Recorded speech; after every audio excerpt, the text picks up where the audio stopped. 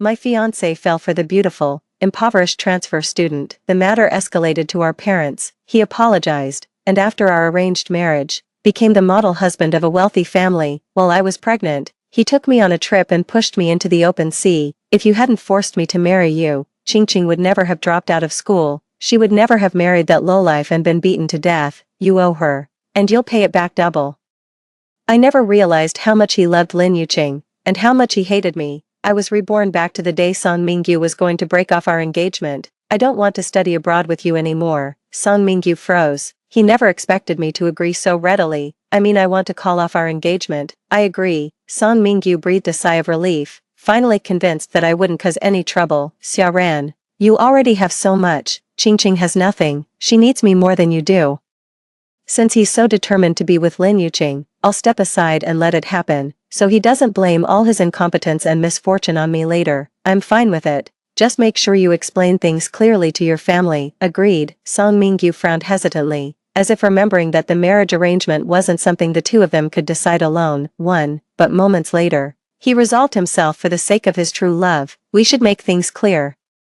I can't let Qingqing keep suffering from gossip because of you. Then I wish you both happiness. After saying that, I stood up and hurried home. Song Mingyu and I grew up together, and our families had long arranged our marriage. Ever since I can remember, Song Mingyu has always looked after me. We were in the same class from kindergarten through high school, going to and from school together every day, even when I was sick and had to take a day off. He would skip school just to keep me company. I had grown so accustomed to Song Mingyu's unwavering care that it felt only natural to include him in my future plans. But ever since that scholarship student transferred to our school, Song Mingyu started to change. I couldn't accept this shift, and I refused to believe that our years of friendship could be overshadowed by the 1 month they'd known each other. Song Mingyu wanted to call off the engagement, but I refused. The matter was brought to both families' elders, and Song's parents dragged him to our doorstep to apologize. Later, we went abroad together for studies and got married after graduation. Song Mingyu said he didn't want me to struggle, so he took over both family businesses. Aside from work, he devoted all his free time to me, always giving advance notice for social engagements. He's known in our circle as the ultimate devoted husband. I nodded.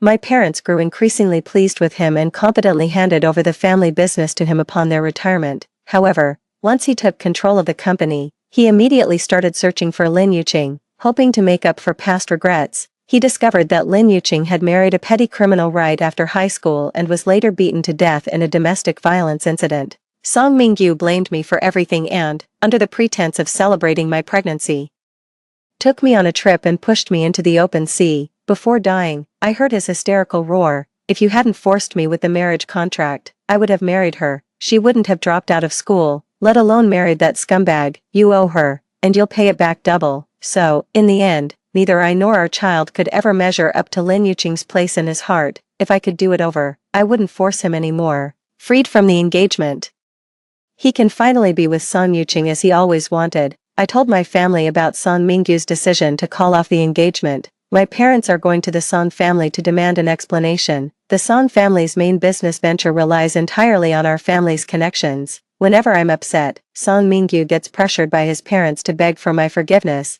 This time I stopped my furious parents from taking action. Yet the Song family's parents showed up immediately.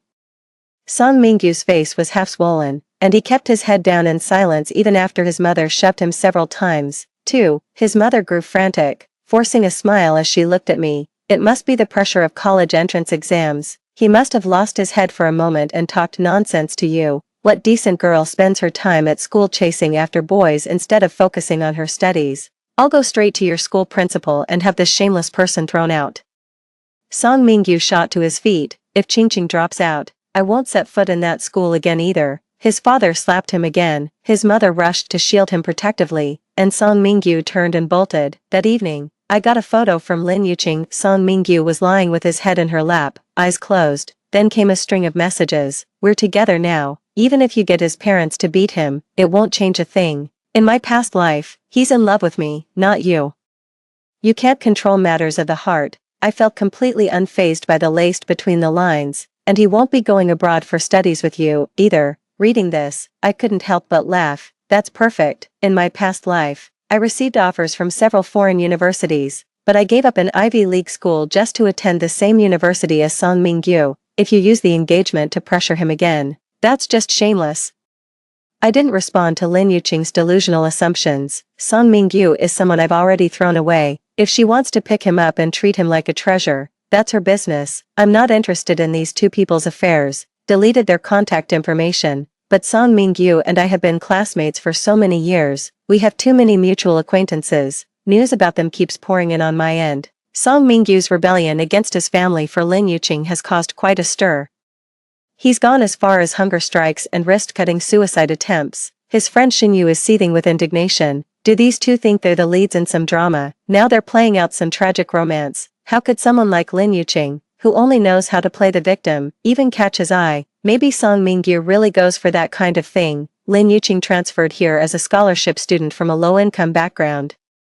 Rumor has it her family's struggling financially. The school not only waived all her fees but also provides a monthly living stipend. She even picks up part-time work on the side. I first noticed Song Mingyu treating her differently during PE class, right after warm-ups when we had free time. Most guys went for basketball or soccer, while the girls picked badminton or tennis. The school provided badminton rackets, but you had to buy your own tennis gear. Lin Yuqing chose tennis, but she didn't have a racket. She had to borrow one. But no one was willing to lend her one. She cried, saying the girls in the class looked down on her and were ganging up to exclude her. Song Mingyu opened my locker and gave my spare tennis racket to Lin Yuqing. Didn't you say you didn't like the color? You're not using it anyway, so why not help her out? Song Mingyu said it lightly, and when he saw I wasn't speaking, he coaxed me with a smile. 3. Are you mad? If you're not okay with it, I'll buy you a new one to make up for it. I didn't ask Song Mingyu to buy a new tennis racket, and honestly, I really was upset. Lin Yuqing and I had no connection to begin with, and I never intended to have one,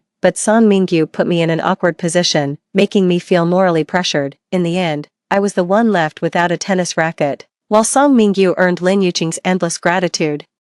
It all started with that racket. Lin Yuqing used various excuses to thank him and ended up sticking to Song Mingyu. I never knew she had so many tricks up her sleeve. She's covering Song Mingyu's duty shift, but Song Mingyu is supposed to cover my shift. She insists on taking care of everything herself. She completely ignored my rejection. There's no need to make the animosity between girls so obvious. I called Song Mingyu away. If she wants to clean, just let her do it. The next day, my homeroom teacher called me in for a talk. Lin stayed late cleaning all by herself yesterday. By the time she left, the buses had stopped running. With no money for a taxi, she had to sit at the bus stop and cry. I never asked her to clean. Lin Yuqing cried so dramatically that everyone noticed. Her tears, as the underdog, won everyone's sympathy, while my frantic explanations just came across as arrogant and domineering excuses. Even Song Mingyu, who knew the whole story, didn't take my side. It really is dangerous for a girl to go home so late, then tell her to mind her own business. I was furious. I'd never encountered such a despicable tactic and had no idea how to counter it in the moment,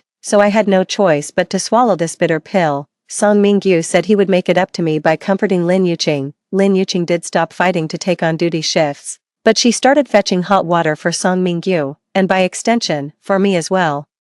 Not just anyone can touch my cup, and I don't trust water poured by just anyone either. If Lin Yuqing touches it, I don't want it anymore. With teary eyes, she offered to pay for it, but when she heard the price, she could only look helplessly at Song Mingyu. Song Mingyu spoke up for her. Xia Ran, Lin Yuqing meant well. You don't need another cup. Don't make it hard for her, who needs her fake kindness.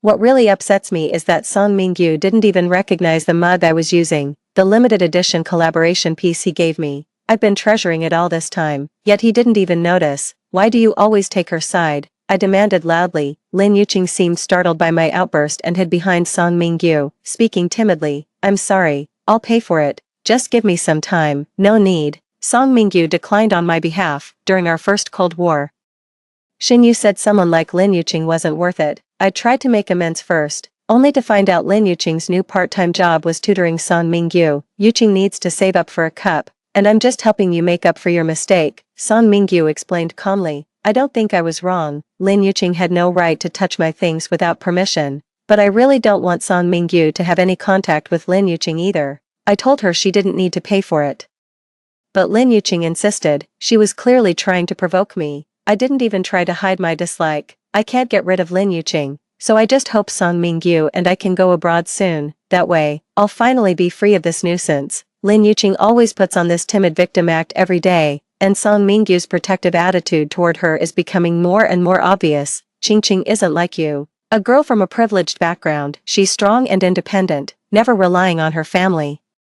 You really have no right to look down on her. Lin Yuqing's tactics aren't sophisticated, but they work on Song Mingyu. His heart has already swayed in her favor. One pretends to be delicate, the other wants to be the hero. They're a perfect match. They'll definitely be happy together for life. I received an acceptance letter from a university abroad. On the day we were about to leave school, Song Mingyu and Lin Yuqing came back. Lin Yuqing saw me proudly clinging to Song Mingyu's arm with a smug look on my face. Song Mingyu raised their intertwined hands. Xiaoran, just stop it. Don't make me despise you even more. What's gotten into him? What do you mean I should back off? Besides, I couldn't care less what he thinks of me. It's me who doesn't like you. What gives you the right to have your parents pull their investment? Go home and tell your parents to reverse their decision to withdraw the funds. Maybe then we can still be friends.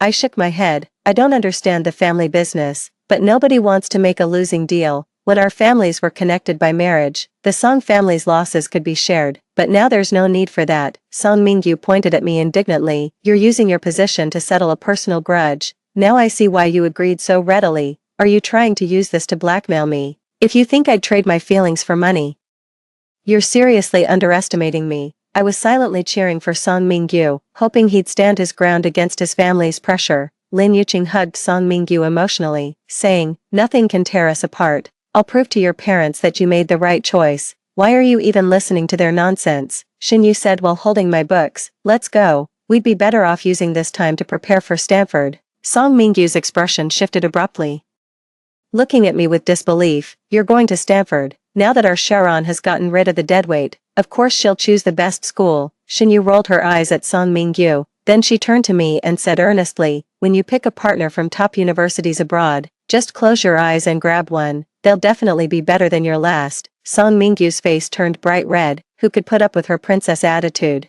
She's picky and harsh, average looking, and flat-chested to boot. Song Mingyu, you're so classless. Think you're well endowed. Dare to drop your pants and show everyone. Xinyu never backed down from a verbal fight. If you won't, you're just a tiny mushroom. You. Song Mingyu was fuming with rage when Lin Yuqing's shrill voice cut through. Xinyu, are you Xiaoran's lapdog? She hasn't even said a word, yet you keep yapping nonstop.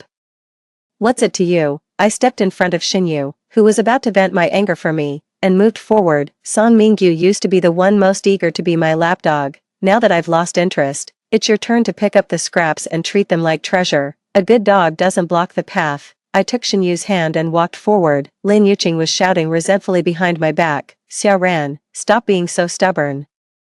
What's so great about going to a university you can just buy your way into? I bet you're just afraid to take the gaokao and running abroad because you know you can't get into a domestic university. Mingyu and I are both going to Tsinghua, and we'll make everyone eat their words. You can seethe with jealousy all you want. It won't change a thing. A smirk tugged at my lips. Such audacity. Students in the international program primarily focus on securing admissions through academic competitions or pursuing studies abroad. The school only brought in someone like Lin Yuqing to stir the pot, a classic case of the catfish effect. She was smug about attending an elite private school for free, completely unaware that free things often come at the highest cost. Every gift had its hidden price tag all along. With her knight in shining armor, Song Mingyu, protecting her this time. She won't get expelled. I'll be watching closely. On the eve of the college entrance exam, Xinyu asked me out. With just 1 month left until the college entrance exam, Xinyu, an art student, had already received provisional admission offers from several universities. All that remained was for her to meet the minimum score requirement. She actually had good grades in her academic subjects, but she chose to pursue art because she was particularly passionate about painting. I remember she got into her dream university, just as she had hoped. I have class on the day you leave, so I won't be able to see you off. We won't get to see each other as often after this, Xinyu said with a wistful look. Will you come back for the spring festival? I chuckled. I haven't even left yet, and you're already asking when I'll be back. All my close friends in class have gradually left, leaving behind 2 absolutely insufferable people, after you left school. Lin Yuqing took your seat and started sitting with Song Mingyu, claiming it was for mutual study supervision. They'd been all over each other in class every day, flaunting their relationship, Lin keeps saying her grades won't suffer whether she studies or not because her foundation is solid. They even pulled all-nighters at internet cafes, she called it tutoring sessions. Later someone spotted them sneaking cigarettes in the underground parking garage, claiming it was stress relief. Towards the end, even the teachers stopped bothering with their nonsense. My friend from the sports team saw Lin Yuqing working at a pool hall, said she was doing part-time there and hanging out with some sketchy guys from outside school. Nothing like that pitiful, delicate image she puts on at school. Oh, I said, not at all surprised. If Lin Yuqing were really that innocent, she wouldn't have dared to pull so many attention-grabbing stunts, ever since she transferred here. There's been one minor issue after another without a break. The teacher might cut her some slack once or twice, but after so many incidents, even a blind man could see who's really causing trouble. Before going abroad, I went to the mall to pick out a graduation gift for Xinyu. I unexpectedly ran into Song Mingyu and Lin Yuqing, who should have been in class at school. Lin Yuqing had changed a lot. Her hair was permed. She wore shimmering jewelry on her ears and neck. And she was dressed in a strappy top with a bodycon skirt. She was trying on a gold bracelet and pestering Song Mingyu to buy it for her. Lin Yuqing spotted me from across the aisle. She puffed out her chest almost boastfully, wrapped her arms around Song Mingyu as if he were her trophy, and kissed him in a show of defiance. I averted my gaze, picked up what I had reserved, and left. I got home only to find Song Mingyu's mother waiting there. She rushed toward me the moment she saw me, clutching my arm like it was her last lifeline. Even with my mom and the nanny both trying to pull her away, she wouldn't let go. Ran, dear, could you please talk some sense into Mingyu for me? That wretched girl is ruining him. His homeroom teacher has contacted me multiple times. He's smoking, drinking, binge gaming, getting into fights. His father is going to kill him. You two are close. If you ask him, he'll definitely listen to you. Aunt Song was rambling incoherently, getting more and more worked up as she spoke. I couldn't help her with this favor. After finally managing to see her out, my mother sighed and said she came to borrow money. Their family's investment strategy is way too aggressive, always chasing get-rich-quick schemes. Even if such opportunities existed in this world, they should first consider whether they're actually qualified for them. I nodded and said to the aunt, don't let the Sungs in next time. Our family has nothing to do with the Sungs anymore. Abroad, I've been busy adjusting to the new environment. My schedule is packed with courses, and every day I get to explore cutting-edge theories and achievements in technology. Being busy from morning till night, time just flies by. Xinyu sent a video to share her joy. She was holding up her admission letter. I got in, I made it, I really got accepted. I'm genuinely happy for her. After the excitement faded, Xinyu leaned in closer to gossip. The honor roll was posted on the bulletin boards on both sides of the school entrance, listing over 200 students' college admissions. Your name was in the top 10, printed in bold and enlarged font, but I scanned the entire list from top to bottom and couldn't find Song Mingyu or Lin Yuqing's names. Later I found out Lin Yuqing only scored a little over 400 points, barely enough for a vocational college. Song Mingyu did even worse, 30 points lower than her. He couldn't believe it and actually claimed there must have been a mistake in the scoring. I fell silent, realizing Song Mingyu's condition had worsened. He was now doubting the rigor of the National College entrance exam itself rather than accepting his own limitations. How dare you boast so loudly about getting into Tsinghua University? I can't comprehend these two people's baffling confidence either. Song Mingyu, who finally got the engagement called off, suspects his college entrance exam scores were miscalculated, while Lin Yuqing, who avoided expulsion, buckled down and managed to get into a junior college. But it's alright, though their academic results weren't great, they still have their precious love. I've been increasingly swamped abroad, and only managed to find time to return home when the Christmas and New Year holidays overlapped. Xinyu didn't have time off, so I went out to grab a bite alone, hoping to treat my stomach after half a year of bland Western food. Just as I was enjoying my meal, I heard a scornful snort. Looking up, I saw Lin Yuqing with heavy makeup, her hair dyed a grayish blue, wearing false eyelashes, and she sat down across from me without even asking. You eat like you're starving, couldn't afford food abroad. Xiaoran, you look like you've hit rock bottom. I almost didn't recognize you. Weren't you studying overseas? What brought you back? Flunked out or got expelled? I chuckled. I've got my limitations. Is Tsinghua University on break already? Lin Yuqing shot me an angry glare, as if refusing to lose face. Soon, she forced out a strained, casual smile. I don't like Beijing, it's way too cold there. Besides, Mingyu is an only child and his parents are getting older. He's a devoted son, so of course I'll stay here with him. You can't just be selfish like you are. Lin Yuqing's words didn't get to me. And I just kept eating with my head down. Lin Yuqing raised her voice and continued, Mingyu and I are getting closer every day, and his family has accepted me. She extended her wrist, adding, they even gave me an expensive welcome gift. I glanced at the jade bracelet on her wrist. Though I'm no expert, I knew that if it were genuine, it would be worth a fortune in today's market. Lin Yuqing noticed my gaze and felt she had finally regained the upper hand. Do you know your stuff? Do you have any idea how much this bracelet costs? I nodded. Probably in the 7 or 8 figures. We'll get married right after graduation. His parents promised to buy us a villa. Lin Yuqing suddenly trailed off, her eyes widening as she stared at her bracelet. How much would that cost? If it's true, I added, stop trying to stir up trouble. Just look at your pathetic self, still a lonely singleton nobody wants. Lin Yuqing stood up agitatedly, throwing out one last cutting remark before leaving. I know you're just jealous of me. All you've gained is age, not wisdom. Xinyu came back for New Year's. She loves a lively atmosphere, gets along well with everyone, and has reached out to a few other classmates who are back for the holidays to get together. We arrived early at the meeting spot, each holding a cup of hot milk tea while waiting for the others. Not only are there classmates from our class this time, but also people from other classes. I heard there's even someone from your school. Did you know? I shook my head in surprise. I asked, who is it? The class monitor from 4th grade, Zhou Yi. Ring any bells? I racked my brain for a moment. The tall, lanky guy who looks like a bamboo pole. Xinyu sighed. Come on, he's got that youthful charm. Anyway, he's not much of a talker either. I only found out he was back in the country when I saw his airport photos on social media.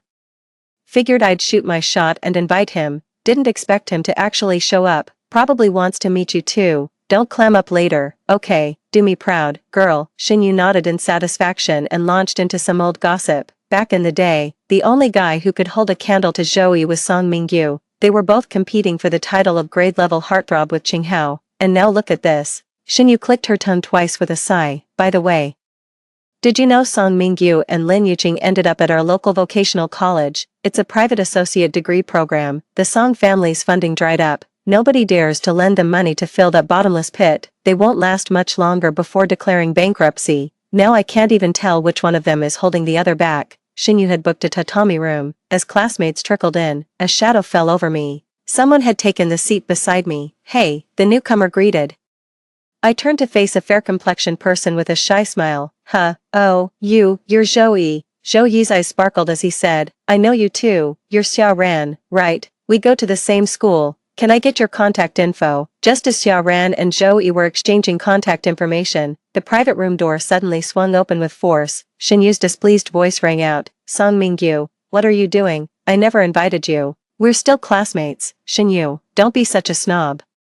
I looked up and could tell Song Mingyu meant trouble. I knew exactly who he was here for, not wanting him to ruin everyone else's mood. I tried to stand up, but Zhou Yi beside me grabbed my arm and spoke up, since you're here, have a seat first. Song Mingyu sat across from me, first glancing at Zhou Yi before giving me a smirk that didn't reach his eyes. What's your problem? You just got back to the country and you're already causing trouble with Qingqing. I know you won't give up on me that easily, but don't waste your efforts. I'm planning to get engaged to Qingqing. I stared at Song Mingyu speechlessly, wondering what Lin Yuqing, who hadn't even bothered to gloat about her success in front of me that day, had told him. Even after spending money to study abroad, I don't see any improvement in you. Qingqing is right, grades and test scores don't prove anything. Outside of school, it's all about social connections and playing the game. My family has me, a man, as the pillar of support. What about your family, Xia Ran? Song Mingyu sneered. Rely on you. Do you really think you can find someone who knows you better than I do? Everyone stared at Song Mingyu in astonishment, while Xinyu pursed her lips, searching for the most cutting insult. 5. You just got back from abroad and immediately went to bully Qingqing. Are you finally feeling remorse? Song Mingyu grew more confident as he spoke.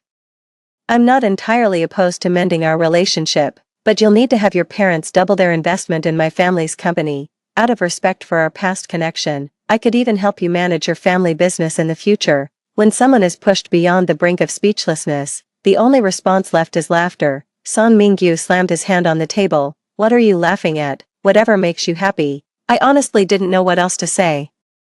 Song Mingyu glanced around and said, I know there are too many people here for you to save face. Come with me out. As he spoke, Song Mingyu suddenly reached out and grabbed my arm. Let go of me. Let her go. Someone spoke in unison with me. The difference was that Joey reached out and grabbed Song Mingyu's arm, while I raised my hand and slapped Song Mingyu hard across the face. During the past half-year studying abroad, I woke up at 6 a.m. every morning.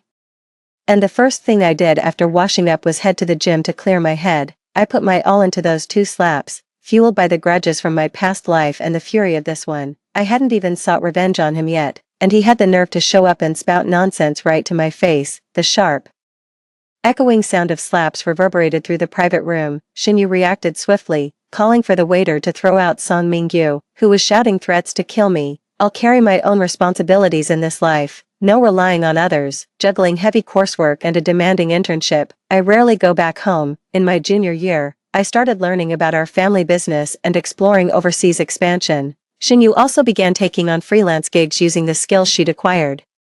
Most of my classmates are at a similar stage in life, and someone just posted a screenshot in the group chat. It's Song Mingyu and Lin Yuqing's wedding invitation. They must be really in love to get married so young. Someone chimed in with an explanation. Rumor has it they're getting married because she's pregnant. Back in my hometown, that's pretty common, especially at that private college. Every year, there are so many unexpected pregnancies. You hear about babies being born in dorms, bathrooms, classrooms, even on the sports field. This is way too casual. Giving birth is easy, but raising a child, it's not like you can just toss them aside, right? The group suddenly fell silent. It wasn't as if such cases were unheard of. Shinyu sent me a private message. Lin Yuqing was expelled from school after getting caught gambling off campus and racking up debts. She started stealing from her roommates. And when one of them set up a hidden camera over her own belongings, the school decided to handle the matter quietly and let them settle it privately. Lin Yuqing went to Song Mingyu and claimed she was pregnant, demanding a bride price from the Song family. She threatened to accuse him of assault if they refused, using the unborn child as evidence. The Song family's house had already been mortgaged, and no one knew how they scraped together the money. Lin Yuqing and Song Mingyu sent out wedding invitations in various class group chats and even privately messaged classmates asking for cash gifts. I watched with a blank expression. No matter how bizarre these two get, nothing they do would surprise me. I applied to a graduate program at another prestigious university. This year remained incredibly hectic. Between academic work and company projects, I've been steering our family business toward global expansion, earning my parents' growing confidence. After graduation, I returned home to fully take over the family business. My dad took early retirement and plans to take my mom traveling first, so they can finally see all the sights they never had time for before. While complaining that she's too old to walk much, my mom enthusiastically bought a bunch of clothes online, and I taught her how to use a selfie stick. So beautiful. My daughter is amazing. I was laughing as I downloaded a beauty filter app for my mom, when she suddenly lowered her voice and asked me something. Has Song Mingyu tried to contact you again? I blocked and deleted him ages ago. Back then, the whole thing blew up. Family, friends, classmates, everyone knew. Given the gap between us now, no one would risk crossing me just to side with Song Mingyu. My mom sighed. Thank goodness that's not the case. It's fortunate things ended back then. After the Song family went bankrupt, they even ambushed your father at his office, trying to borrow money for a comeback. Song Mingyu knelt and kowtowed to your father, even saying he'd rather be an adopted son if he couldn't be a son-in-law. He completely threw his dignity out the window. Your father came home both furious and shaken by the close call. He nearly arranged for you to marry someone like that. I patted my mother's shoulder reassuringly. It's all in the past now. Our family will be just fine. My mother nodded and said, poor Aunt Song. Her son was poorly raised, and the daughter-in-law he married is shrewish. Not only is she dishonest, but she also neglects her child after giving birth. She's never home, always out mingling with unsavory men. Song Mingyu and Lin Yuqing had long become the most lamented cautionary tale among their classmates. Their once passionate love story had, in such a short time, turned into a heartbreaking outcome that left everyone who knew them in despair. After seeing my parents off, I dove back into my hectic work. With overseas orders booming, we needed to expand production capacity, so I had to personally scout locations for a new factory. After careful consideration, we finalized the location. On the groundbreaking day, many people came to offer their congratulations. Song Mingyu suddenly rushed out, and Joey immediately shielded me behind him. Several security guards promptly restrained Song Mingyu. Let go of me. Do you have any idea who I am? I'm your boss's fiancé. Song Mingyu struggled violently, shouting at the top of his lungs. Ran, it's me. I'm your Mingyu Gij. Don't you remember how good I was to you? Don't you remember our engagement? I'll only love you from now on, we'll get married, have children, and we'll live happily together for the rest of our lives, Joey commanded with a cold expression. Drag him away. Song Mingyu charged toward me like a madman, his bloodshot eyes fixed intently on me. Ran, why did you agree to call off the engagement? You should have stopped me. You should have insisted we study abroad together, and your family's company should have been handed over to me entirely. The moment I heard that, I knew Song Mingyu had also been reborn, but it's too late now. In this lifetime, I've indulged his obsession. He has no right to regret it. None of this is real. I must be dreaming. This is terrifying. This isn't my life. I'm the CEO of the Xia Corporation. Song Mingyu grew increasingly frantic, and with a sudden surge of brute strength, he broke free from the security guards and lunged at me. Let's start over. This time, we'll begin again together. A cold glint flashed before my eyes as Song Mingyu pulled a machete from his clothes and swung it at me. Joey took a knife for me. The police car arrived with sirens blaring and took away the screaming Song Mingyu. I accompanied Joey to the hospital to get his wound treated. Are you okay? Were you scared? Joey asked me while getting his wound stitched up. I frowned and glared at him. Who's the one that got hurt? Song Mingyu's screaming didn't scare me, but you gave me quite a fright. What if something serious had happened to you? Joey smiled, his eyes still carrying the same shyness as when we first met in the private room. Then I'd have a legitimate reason to extort you. I sighed helplessly. What do you want to extort? Just say it outright. You. Joey shook his head after saying it. Words like these deserve a more romantic setting. Alright, I'll be waiting. I couldn't help but worry. Do you even know how to be romantic? The doctor finished stitching and glanced at Joey. This place isn't romantic. But choosing this moment to confess, that girl will remember it for the rest of her life. Joey's face remained flushed, not fading even when the police arrived to take statements. Song Mingyu's actions are utterly despicable. He hurt Joey, and I will make sure he pays a heavy price. There's no way he'll get away with feigning insanity. But then we learned something even more shocking from the police. To our astonishment, Song Mingyu is implicated in a homicide case, and it involves more than one victim. The video surfaced online first, showing what looks like a really rundown neighborhood in the background, with all kinds of voices chiming in chaotically. What a sin. How could he lay a hand on his own father's wife and his own son? The wife's been fooling around outside, hooking up with some punks at the pool hall, and she's not even trying to hide it anymore. Wasn't it because she was caught sleeping with her father-in-law? Turns out it was the mother-in-law who drugged them. 6. That poor child. Apparently the child wasn't even his own. The stress drove him completely mad. That night, many heard him ranting about being some CEO, a wealthy man who couldn't possibly live in the slums. Then he ran off. No one knows when he slipped back, only to come back and do something so brutal. Due to the severe negative impact, the viral video was quickly taken down online. Someone in the class group chat has connections to dig up information.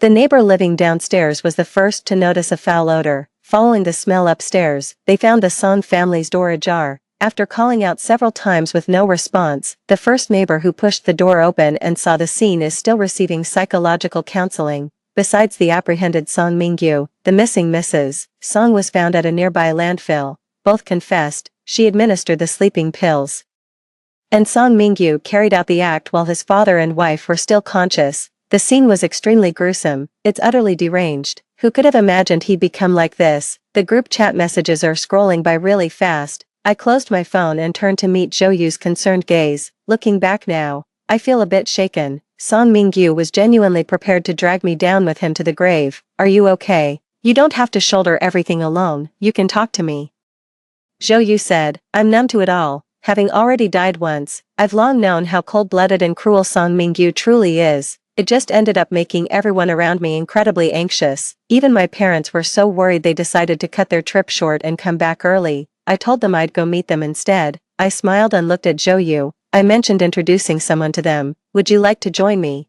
Joyu caught my meaning and nodded eagerly. Immediately shifting his focus to what gifts to prepare, we filled 3 huge suitcases, and Joyu still asked if it would be enough. I teased him. You're not bad looking. No need to be nervous about meeting the in-laws. The weather was perfect when we set out. I got a message from Shinyu just before boarding. Song Mingyu's verdict came through. Death penalty. Story 2. On his deathbed, Shingziki was asked by reporters, Professor Sheng, what's your greatest regret in life? He replied, I should never have indulged Jiang Yanshu's emotional blackmail by marrying her. It cost me a lifetime with Wan Wan. Now all I can do is leave my patents and entire estate to Wanwan as compensation. The emotional blackmail he referred to stemmed from him eloping on college entrance exam day, only to crash head-on into a truck. I happened to witness this scene on my way to the exam hall and instinctively rushed over to push him out of harm's way. He walked away unscathed, while I ended up paralyzed for life. Later, sensationalist media tracked me down and asked what I regretted most. I smiled wryly, perhaps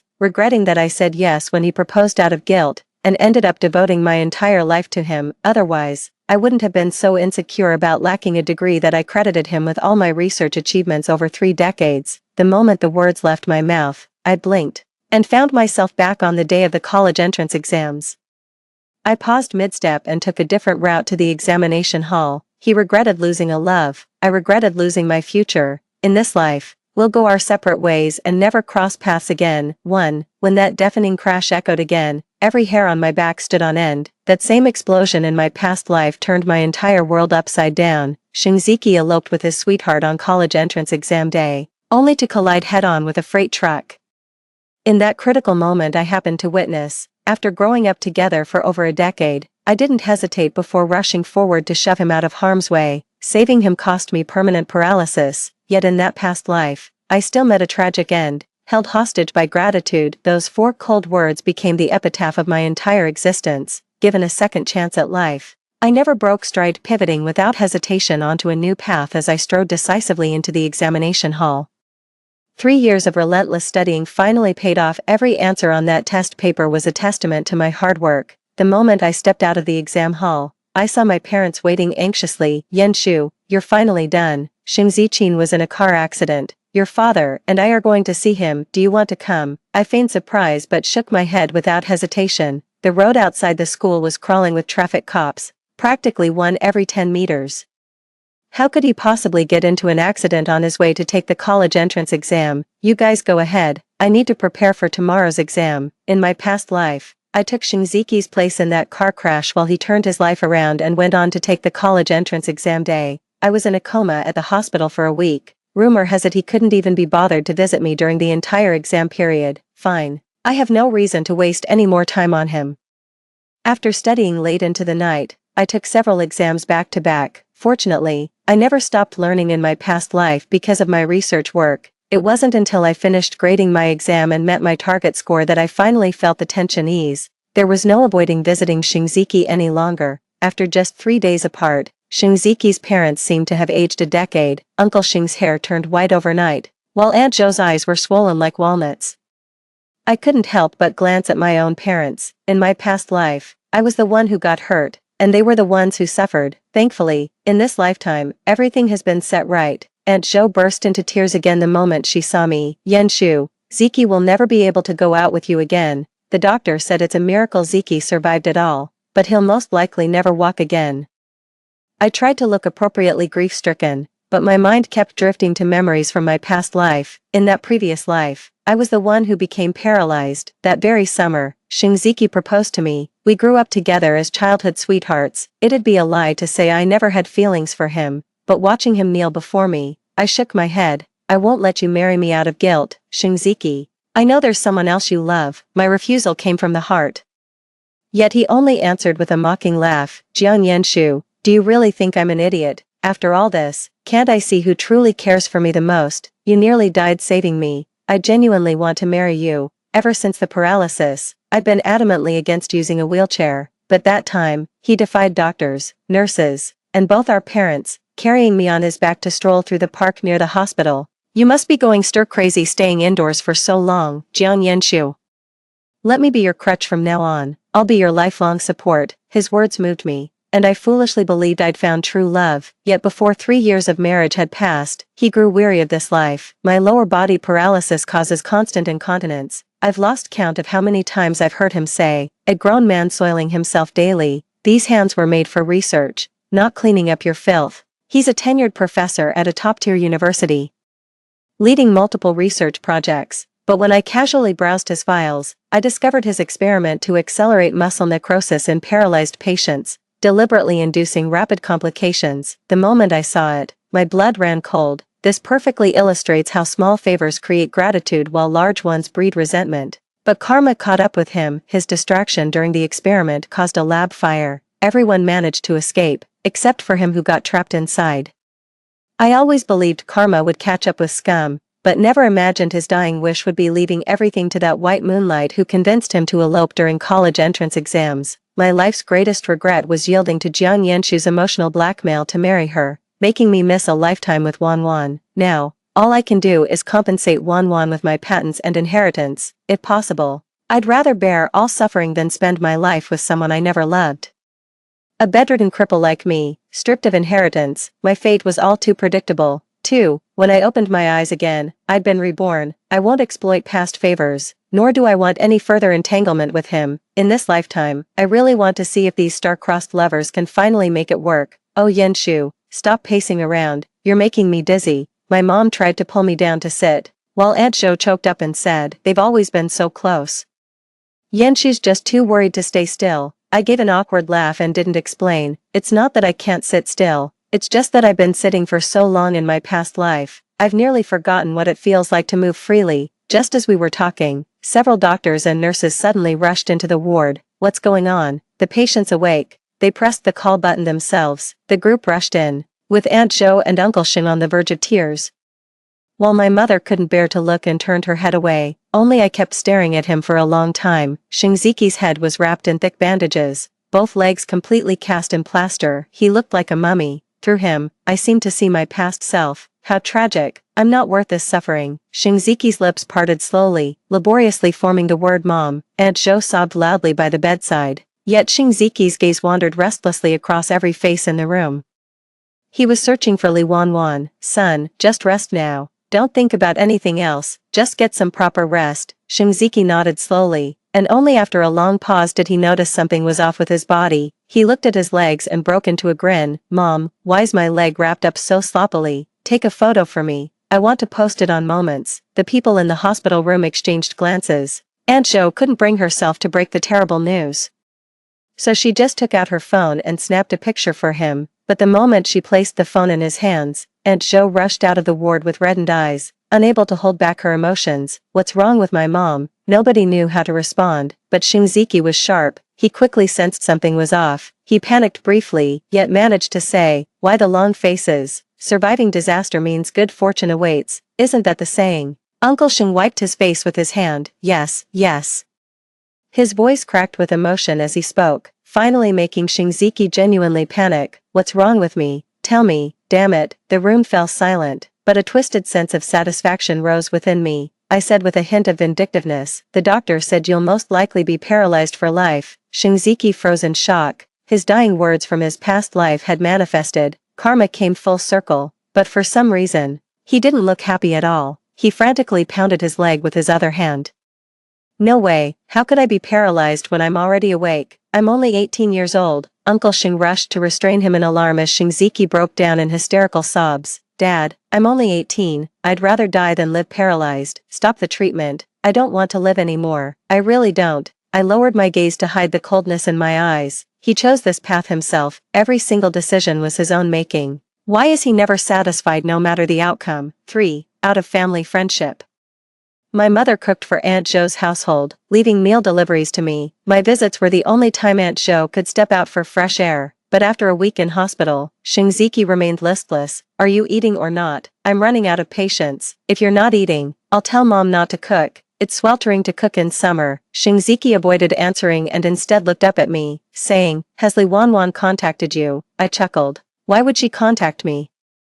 Xingziqi's face flashed with urgency again. She wants to visit me, but she'd feel awkward around my parents. You're the only one she can reach out to. If she does contact you, tell her I'm doing fine and not to worry. Say it's my fault. I broke my promise. I failed to take her to someplace where nobody knows us when it mattered most. Truly, the difference between love and its absence couldn't be more obvious. Just thinking about my past life makes my blood boil. So I ended up eating my mom's cooking by myself. Then I poured cold water on his enthusiasm. You're overthinking it. They probably never wanted to leave in the first place. Xingziqi froze for a moment, a flicker of confusion flashing in his eyes. What do you mean, at this point? Stop trying to sow discord between us. I looked up at him and found his behavior utterly ridiculous. Li Wanwan took the college entrance exam in the same testing center as me, Besides, what would I gain from driving a wedge between you two? Right now, nothing would please me more than seeing those two stuck together for good. No one understands the agony of paralysis better than I do. Endless bedsores, wasting muscles, lying in your own filth waiting to be cleaned, if left unattended.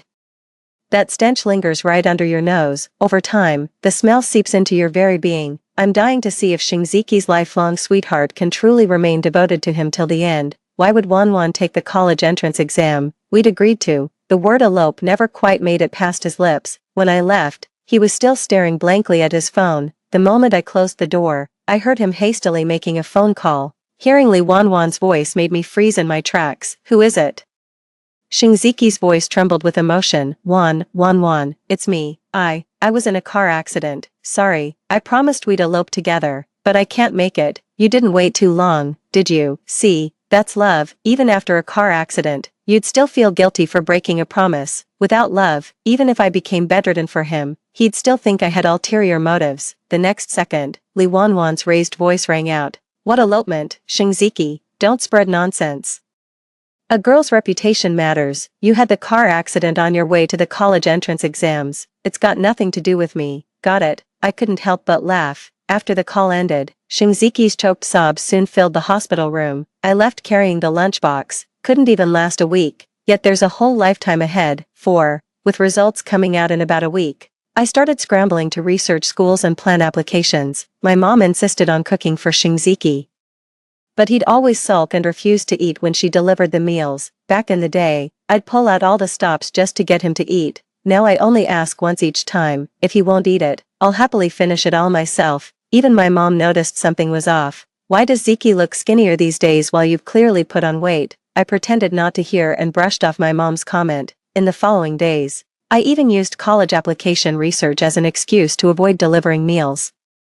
But somehow, news about Shinziki's elopement car accident suddenly spread throughout the school. My mom got a call from Aunt Jo the next morning. Something's happened. Come quick. Our families always helped each other out, so my parents rushed over without hesitation. I went along with the mindset of watching the drama unfold. The moment we stepped off the elevator, we saw a crowd gathered inside and outside the hospital room. There were even reporters. As we approached, Li Wanwan stood by the bed with red-rimmed eyes while her parents hurled abuse nearby. Is this how you raised your son? His car accident is his own damn business. Why drag our daughter into this? Now everyone's saying your son's accident was caused by my daughter. How is she supposed to live with that for the rest of her life? Aunt Jo and Uncle Shing had caught wind of the rumors these past few days. Before they could even speak up, the girl's family had the nerve to play the victim first. Aunt Jo's expression turned icy. Madam, let's be reasonable. My son's phone is already being recovered for chat records. We'll soon see what really happened. My son's in this condition, and Li Wanwan couldn't even bother to visit. Then when she finally shows up, all she does is yell at him. Your daughter's reputation took a hit, but my son, he'll never walk again for the rest of his life. Aunt Jo broke down in tears as she spoke. Reporters at the door seized the moment to push through. Cameras trained on both parties from either side. Did you two really plan to elope together? Li Wanwan fidgeted with her skirt, visibly guilty. After a long silence, Shinziki suddenly spoke up. No, it was me who got into a car accident on my way to the college entrance exam. I'm the one who has unrequited feelings for Li Wanwan. A flicker of surprise crossed Li Wanwan's eyes as she looked up. I couldn't help but give a thumbs up. Shinziki's devotion runs deep. No wonder he willed his entire fortune to Li Wanwan on his deathbed in his past life. 5. The reporter left in a huff after failing to get the answers they wanted. The interview clip went viral online almost instantly. Everyone called Shinziki the patron saint of love-struck fools, and their story became legendary throughout the entire high school. I stopped paying much attention to them because the college entrance exam results were coming out that evening. The night before the results were released, my parents and I stayed up late staring at our phones. When we finally saw my score of 690, my parents couldn't contain their excitement and shouted out loud. My eyes welled up with tears as I choked out, Mom, Dad, I can finally pursue what I truly want to do. I'm finally free from being held back by academic qualifications. In my past life, a car accident prevented me from taking the college entrance exam, forever losing my chance at university. After marrying Shinziki, he would always bring his lab data home with him. With time on my hands, I began teaching myself and even made several scientific breakthroughs, but due to academic restrictions, I had to credit all my research achievements under Shinziki's name. This lifetime, the three bold characters Jiang Yenshu can finally be inscribed wherever my hands can reach. My mom cupped my face and planted a kiss. Sweetheart, just name your reward. Seeing my parents' eyes brimming with tears, I couldn't help but pull them both into a hug. In my past life, I was bedridden with paralysis, and Mom wore herself out taking care of me. My greatest wish back then was just to take daily walks with my parents, go grocery shopping, and live those simple, heartwarming moments normal families share. What's gotten into this kid today? Burying my face in Mom's arms, I mumbled. I want to go out with you both. Tomorrow you're mine, no work, no excuses. My parents agreed without hesitation, even looking pleasantly surprised. We got ready to leave early the next morning, but as we stepped out, we ran straight into Xing Ziqian, who had just returned from the hospital. The smiles froze on my parents' faces, quickly replaced with looks of concern. Just as I was about to speak, I saw Li Wanwan stepping out from the passenger seat. What's this? Aunt Zhou wore a complicated expression, forcing an awkward smile. These two are getting engaged. I raised an eyebrow. Weren't they at each other's throats just the other day? Xing Ziqi, unusually free from his usual gloom, openly held Li Wanwan's hand. We're holding the engagement party the day after tomorrow. Don't forget to come. By the way, where are you two headed? My parents exchanged glances and said, the college entrance exam results are out. Yan Shu scored 690 and is begging us to take her out to celebrate. Aunt Zhou was genuinely happy for me, but couldn't hide her disappointment for her own son. Even after getting in the car, Mom kept muttering to herself, didn't she dislike Ziqi? How come she's suddenly getting engaged? I silently scrolled through the school's confession wall. How will this called-off engagement end? After all, Li Wanwan has become quite the celebrity on campus. Xing Ziqi was top of his class, but this scandal ruined him. Public opinion can crush a person alive, but I get the feeling that girl isn't particularly into Ziqi. I gazed out the window with a knowing smile. If they were truly meant for each other, Li Wanwan wouldn't have said those things during their phone call. My mom even prepared a hefty red envelope for the engagement party. 6. Li Wanwan stood there in her qipao, while Xing Ziqi remained confined to his wheelchair. They couldn't even fit in the same frame when trying to take a photo together. Li Wanwan grew visibly impatient in under 5 minutes. Xing Ziqi, I watched as Xing Ziqi, paralyzed from the waist down, painfully raised himself slightly by pushing against the wheelchair armrests with his arms. Li Wanwan's expression finally softened a little. Yan Shu, could you take a photo for us, please? I took the camera and snapped several shots, sincerely saying, wishing you a lifetime of happiness together. Li Wanwan smiled, but when her gaze swept over Xing Ziqi's legs, the disdain and disgust in her eyes were unmistakable. Xing Ziqi's, however, looked at me and said thank you. All of this didn't escape Aunt Zhou's notice. She held my hand tightly and wouldn't let go. Yan Shu, why is Xing Ziqi so disobedient? You're such a wonderful girl, and you two grew up together since childhood. I knew exactly what Aunt Zhou was about to say, so I cut her off before she could speak. Auntie, Xing Ziqi's heart belongs to Li Wanwan. Despite some minor hiccups, they've become a match made in heaven. You should be happy they're getting engaged. Aunt Zhou wiped her tears, her trembling fingers gently tucking a loose strand of hair behind my ear. Yan Shu, when you're at university, remember to show me what campus life is like. I nodded with a smile, though my heart ached faintly. It wasn't because of Xing Ziqi. My heart went out to Uncle Xing and Aunt Zhou. They could have enjoyed their golden years like my parents, but this incident trapped them for the rest of their lives. I applied to Tsinghua University. 7. A month before school started, my parents gave me money to travel the world properly. I visited 4 or 5 countries, making up for the regrets of my past life in a big way. Right after the semester started, I dragged my luggage straight to campus registration.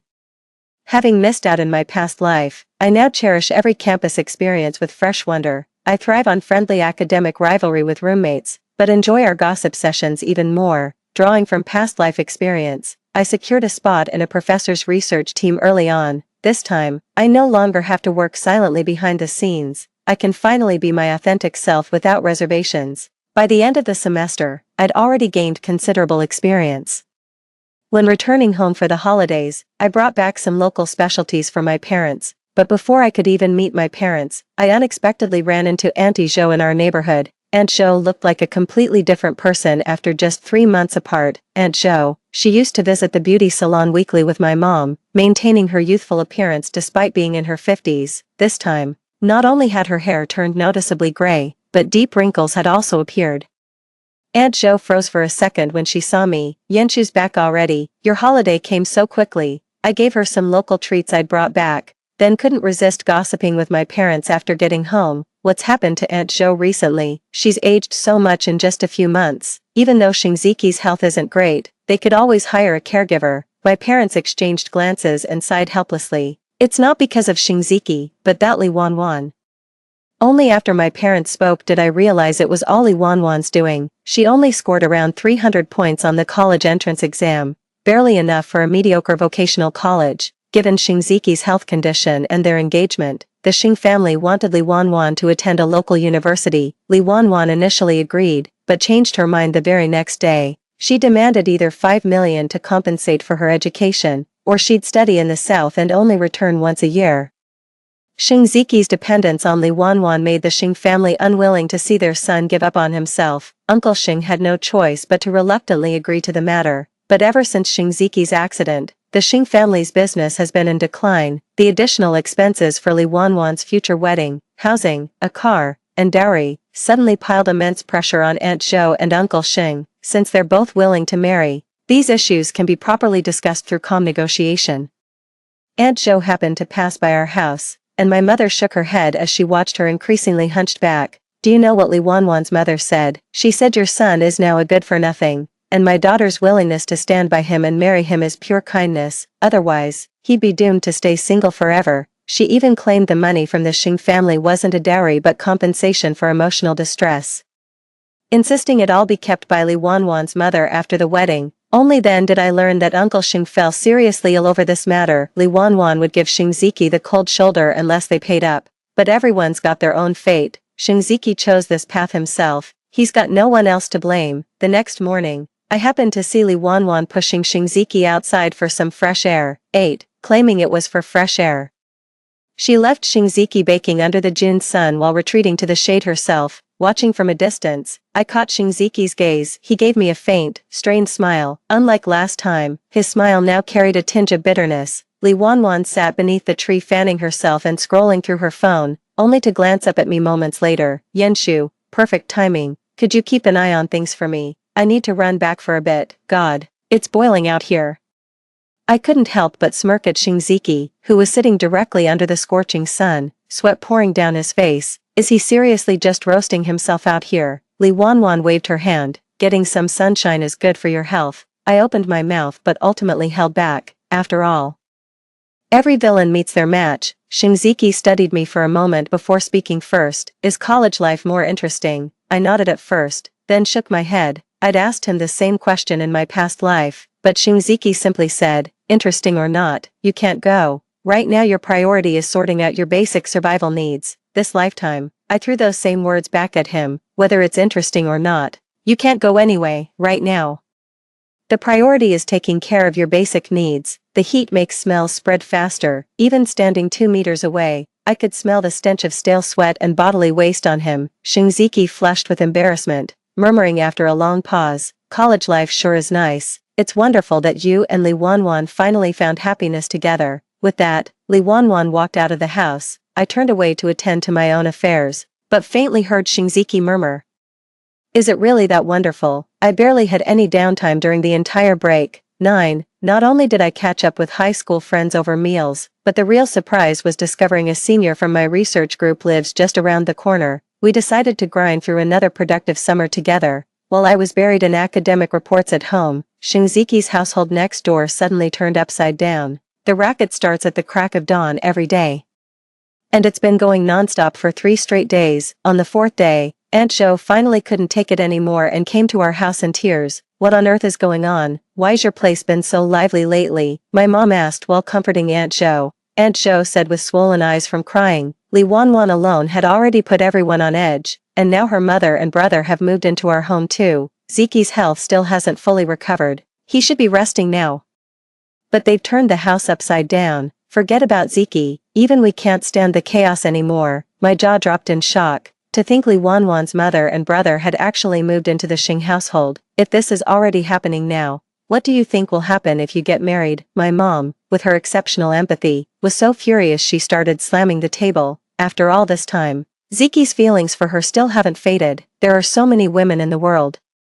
Does it have to be Li Wanwan? At this point, Aunt Jo fell silent. No one knows their own son better than themselves. After Aunt Jo left, my mom was so upset she skipped dinner altogether. Mom, this is Shinziki's own choice of fiancé. Don't you remember how madly in love he was back then? Let's just respect their decision and wish them well. It's not our place to interfere with others' lives. That's wisdom from my past life. Mom nodded, and seeing how bored she was, I took her out for an evening stroll. We went to the nearby shopping district, where I bought Mom an ice cream, just like she used to do for me when I was little. Mom, when are Shinziki and Li Wanwan getting married? My mother remained silent, studying me with a searching gaze. Yen Shu, your father might be clueless, but your mother sees everything clearly. About Shinziki, we grew up together, and wherever we went, people would tease us about being a pair. Over time, inappropriate thoughts began to take root in my heart. Instead of denying it, I countered my mother's question with one of my own. Do you really want your daughter to marry a paralyzed man? Holding the ice cream, my mother replied with grave seriousness, I'd never want my daughter to marry someone who's in love with another. I'm relieved you didn't stubbornly insist on this. I chuckled and leaned against my mother's shoulder.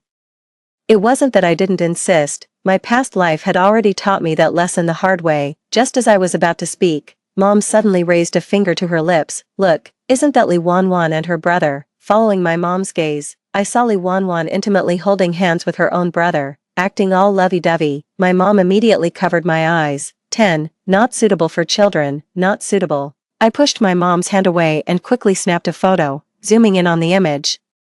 That's definitely Li Wanwan's younger brother. The whole family lives with the Shins, but why would she be with her own brother, doing something like this? My mother's face turned grim as she wordlessly dragged me back home. I did some asking around on the way. Li Wanwan is an only child. She doesn't have any younger brother. In other words, the three of them, Li Wanwan included, played Uncle Shing's family for fools. My mom was pacing anxiously around the house. Should we really tell Aunt Jo about this? We can't just stand by and watch Li Wanwan cheat on Shinziki, especially right under the Shing family's nose. My father stopped my mother. We can't rashly spread this news. Look how devoted Ziqing is to Wanwan. If this backfires, we might earn their lasting resentment. I shared my father's perspective. It's not indifference, but sheer exhaustion from constant fear.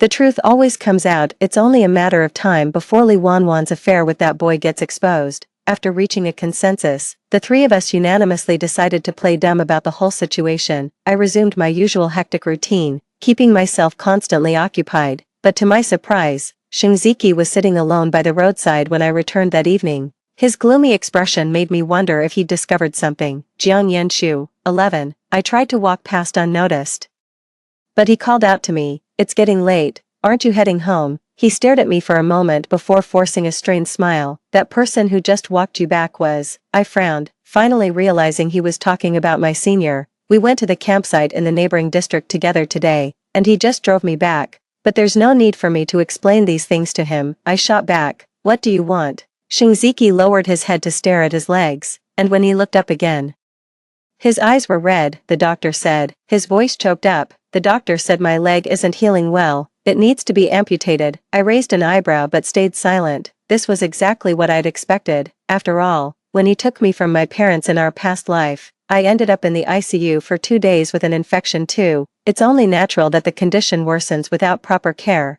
but I just brushed it off with, Is that so? Get some rest. It's getting late. I should head back now. I turned to leave, but Shinziki caught me by the wrist. I jerked my hand away as if electrocuted, feeling thoroughly repulsed from head to toe. Spit it out. My tone was sharp, yet Shinziki's eyes glistened with unshed tears. Jiang Yenshu, why are you being so cold to me now? I was momentarily speechless, my brows knitting together involuntarily. Shinziki, you're engaged now. Have some self-respect. I may be engaged, but I can still call it off for you. I had no idea what sudden madness possessed him. Shinziki's emotions suddenly surged, his fingers gripping the wheelchair armrests with white-knuckled intensity. Jiang Yenshu, where were you the day of my car accident? At the exact moment the crash happened, didn't you see it? My heart sank as I noticed Shinziki's expression shift abruptly, just as I expected. He said again, if you had saved me back then, would our lives be different now? I wouldn't have to spend my days in this wheelchair. Hearing this, I was certain he'd also been reborn. Fine then, finally don't have to keep pretending anymore. I tore off his hypocritical mask. Of course it's different. When I saved you, I became the one who got into the car accident. By then you'll go to college, become a professor, Achieve all these research accomplishments, while I'll just be that scheming woman who saved you to demand repayment. With every word I spoke, Shinziki's face grew paler. He stared at me in shock, his words stumbling out haltingly. Jiang Yanshu, you've been reborn just like me, haven't you? Seeing this reincarnated Shinziki before me, waves of hatred surged in my heart. Instead of obsessing over this, why don't you go home and take a good look at that cuckold's hat on your head in the mirror? I walked straight into the house without looking back. Shinziki loved Li Wanwan to the core, tolerating almost everything for her. But would a man like that really let his woman cheat on him? I was hoping for some commotion next door. 12. But after my shower, only Uncle Sheng and Aunt Zhou showed up at home. I asked pointedly, what are Shinziki and Li Wanwan up to? Aunt Zhou shook her head. Ziki's acting strange tonight. Said it's been ages since we hung out with you guys. Practically pushed us out the door to come over. I stayed silent, just staring through the glass partition at the neighbors. What's Shinziki really up to? Uncle Sheng and Aunt Zhou were making small talk with my parents, the conversation drifting aimlessly. But when I turned around absent-mindedly, thick smoke was suddenly billowing from the neighboring house. I froze for a moment before realizing Shinziki's intention. He chose the same way to die as in his past life. Uncle, Aunt, look. Is something wrong with your house? They sprang to their feet at the sight of thick smoke and bolted home. But Shinziki had made up his mind. When the door opened, the entire house was already engulfed in flames. Faint sobs and cries for help could still be heard. Aunt Zhou was so frantic she nearly passed out, while Uncle Sheng tried everything to find water to put out the fire. But to no avail. My dad did call 119 immediately though, but it was too late. By the time firefighters arrived, the blaze had already consumed most of the house. Supporting Aunt Zhou as we stepped inside, she broke down at the sight of her home in complete ruins. I've never done anything wrong in my life. Why must I be punished like this? Ziki, my son, sobbing. Firefighters pulled several bodies from the blaze, all charred beyond recognition. Uncle Sheng's legs gave way as he collapsed to his knees. How could everything go so wrong so suddenly? The room fell into complete silence, broken only by muffled sobs. But moments later, Uncle Sheng's phone suddenly pinged. It's a message from our son. Mom, Dad, it's Ziqiao. I've been unfilial, stubbornly rebelling to chase after that wretched Li Wanwan, wasting all your hard-earned money. In that critical moment I happened to witness. After growing up together for over a decade, I didn't have time to think. I just rushed forward and pushed him away. Those two kept having affairs in my bed while I was asleep. Mom, Dad, I just can't take it anymore. If there's a next life, your son will repay you even if it means serving as your ox or horse. Aunt Zhou and Uncle Sheng were sobbing uncontrollably, while my parents exchanged bewildered glances. The bodies were burned beyond recognition, so they had to be buried together. After arranging Shinziki's funeral, Aunt Zhou fell seriously ill. The only consolation was that while we lost people, the money was secured, though little remained of their savings. It was enough for the elderly couple's retirement. After the semester started, I went back to school. My mom keeps using Shinziki as a cautionary tale, warning me not to lose my head over romance. I facepalmed in exasperation. Been there, done that. I'm never making the same mistake again in this lifetime. I'm completely devoted to academia, almost obsessively chasing name recognition. My roommates all called me a freak. Give us mortals a break, will you? How many research papers have you published already? E&D. Next story. After 7 years of marriage, Jiangqing finally asked for a divorce over a mistress. He said, Su Huan, she is different from other girls. She remained a virgin for me. I nodded silently. I suppressed my inner excitement, afraid that it might be seen. Heaven knows, if he didn't bring up the divorce any sooner, I would have been unable to hold back. Last night, the hot-tempered prince used 800 different positions to force me to make him my official boyfriend, and my whole body is still trembling uncontrollably. 1. When I took the divorce agreement from Jiangqing, my whole body was trembling. Su Huan, I'm sorry to you. Jiangqing, seeing me trembling uncontrollably, said helplessly, this girl remained a virgin for me. I need to give her a status. I understand. I nodded. My body still couldn't be controlled. It kept shaking, especially my legs. They were shaking like a sieve, but I was completely unaware, and I was very seriously looking at the content of the divorce agreement. My marriage to Jiangqing lasted 7 years. We were childhood friends, got into a relationship in high school, and got married right after college. At the wedding, Jiangqing cried like a dog, saying that he was lucky enough to be able to marry me. But in the 3rd year of our marriage, he had someone else. The first time I found out, he was very nervous and begged me for forgiveness. I forgave him, so there were the 2nd, 3rd, and nth times. But he said that no matter how he played outside, his wife would always be me. But this time, he finally proposed to me for a little canary. I have met that girl. She's just 20 years old, very delicate. She likes to call Jiangqing at midnight, and as soon as she calls, she cries. She cries so much that Jiangqing's heart is broken. To comfort the girl, Jiangqing spends more and more time away from home. Today he suddenly came back, which surprised me a lot. What if we met? That would be embarrassing, too. I started having someone else a year ago. Jiangqing doesn't know. It's not that I intentionally kept it a secret, he just hasn't paid attention to me for a long time, or, he truly doesn't think I would betray him. I heard him on the phone with a friend. Su Huan, she can't get away from me, even if I'm out there doing whatever, she will still be waiting at home for me. At that moment, I suddenly started reflecting on myself. Why can he? Why can't I? Why can he casually say, it's normal for men to have affairs outside, but I can't? Pain leads to reflection, so, I bravely broke free from the chains of marriage. The first person I cheated with was Hua Wenxiu, the heir of the Hua family. That night he was fighting in a bar, and I was watching the commotion from the side. As a bystander, I just made a comment, young people have such a short temper, but he caught me. Auntie, my temper on the bed is even stronger, want to try? I looked at his face, which was full of bruises but still handsome, and his well-defined chest muscles and round, firm buttocks. I dared to spend a night with him, but once I did, I couldn't get rid of him. Hua Wenqiu's clingy behavior was even worse than Jiangqing's little canary. At first, he was only clinging to me in bed, gradually starting to be overbearing. He really wants me to give him a formal status. Just like last night, this prince came to my house in the middle of the night, acting as if he had taken the wrong medicine, and forced me to make it official. I didn't give in, and he dragged me through the whole night. If it wasn't for him having to go on a business trip this morning, it might have collided with Jiangqing. 3. Jiangqing's phone has been ringing non-stop. His little canary has already been unable to hold back and has called several times. The sound was a bit loud, and I could hear it. On the other end, he was crying and arguing. Why is it taking so long to get a divorce? Is the other party not agreeing? You promised me, even if you had to leave with nothing, you would divorce her. Are you lying to me? Hearing the words, leave with nothing, my eyes lit up. Jiangqing whispered to her. Almost there, stay at home and wait for me.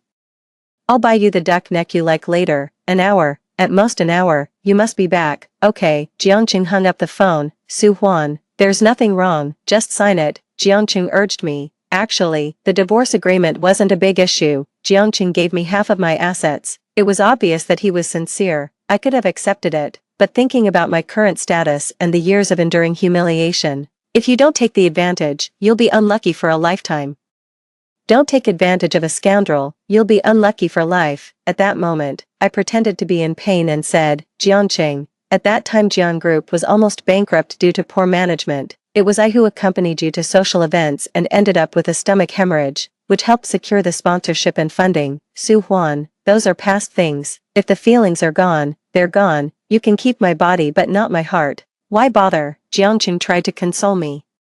I think Jian Group should have a part of me, I said directly. Jiangqing was stunned for a moment. He probably didn't expect that I wanted Jian Group. Not him. I want 50% of the original shares of Jian Group in your hands, not cash compensation. What do you want the shares for? Jiangqing was surprised. To reminisce, I said coldly. Jiangqing hesitated a bit. For him, shares are naturally more important. He wants absolute control of the group. If he gives me 50%, he won't be the largest shareholder anymore. Okay, Jiangqing agreed immediately. He must think that even if I have shares, I can't really get involved in company decisions. I also want the cash value. I continued to make my demands. Su Huan, don't be greedy. Jiangqing clearly didn't want to. That's all I have, and you, have a great love. Jiangqing looked at my bloodshot eyes and trembling body, and said through his pain, okay, I'll give it to you, but Su Huan, don't bother me anymore in the future. A deal is a deal. 4. Jiangqing quickly had his lawyer redraft a divorce agreement, which I signed readily. I got into his car and went to the civil affairs office. As I opened the passenger side door, I saw a few big characters stuck on it.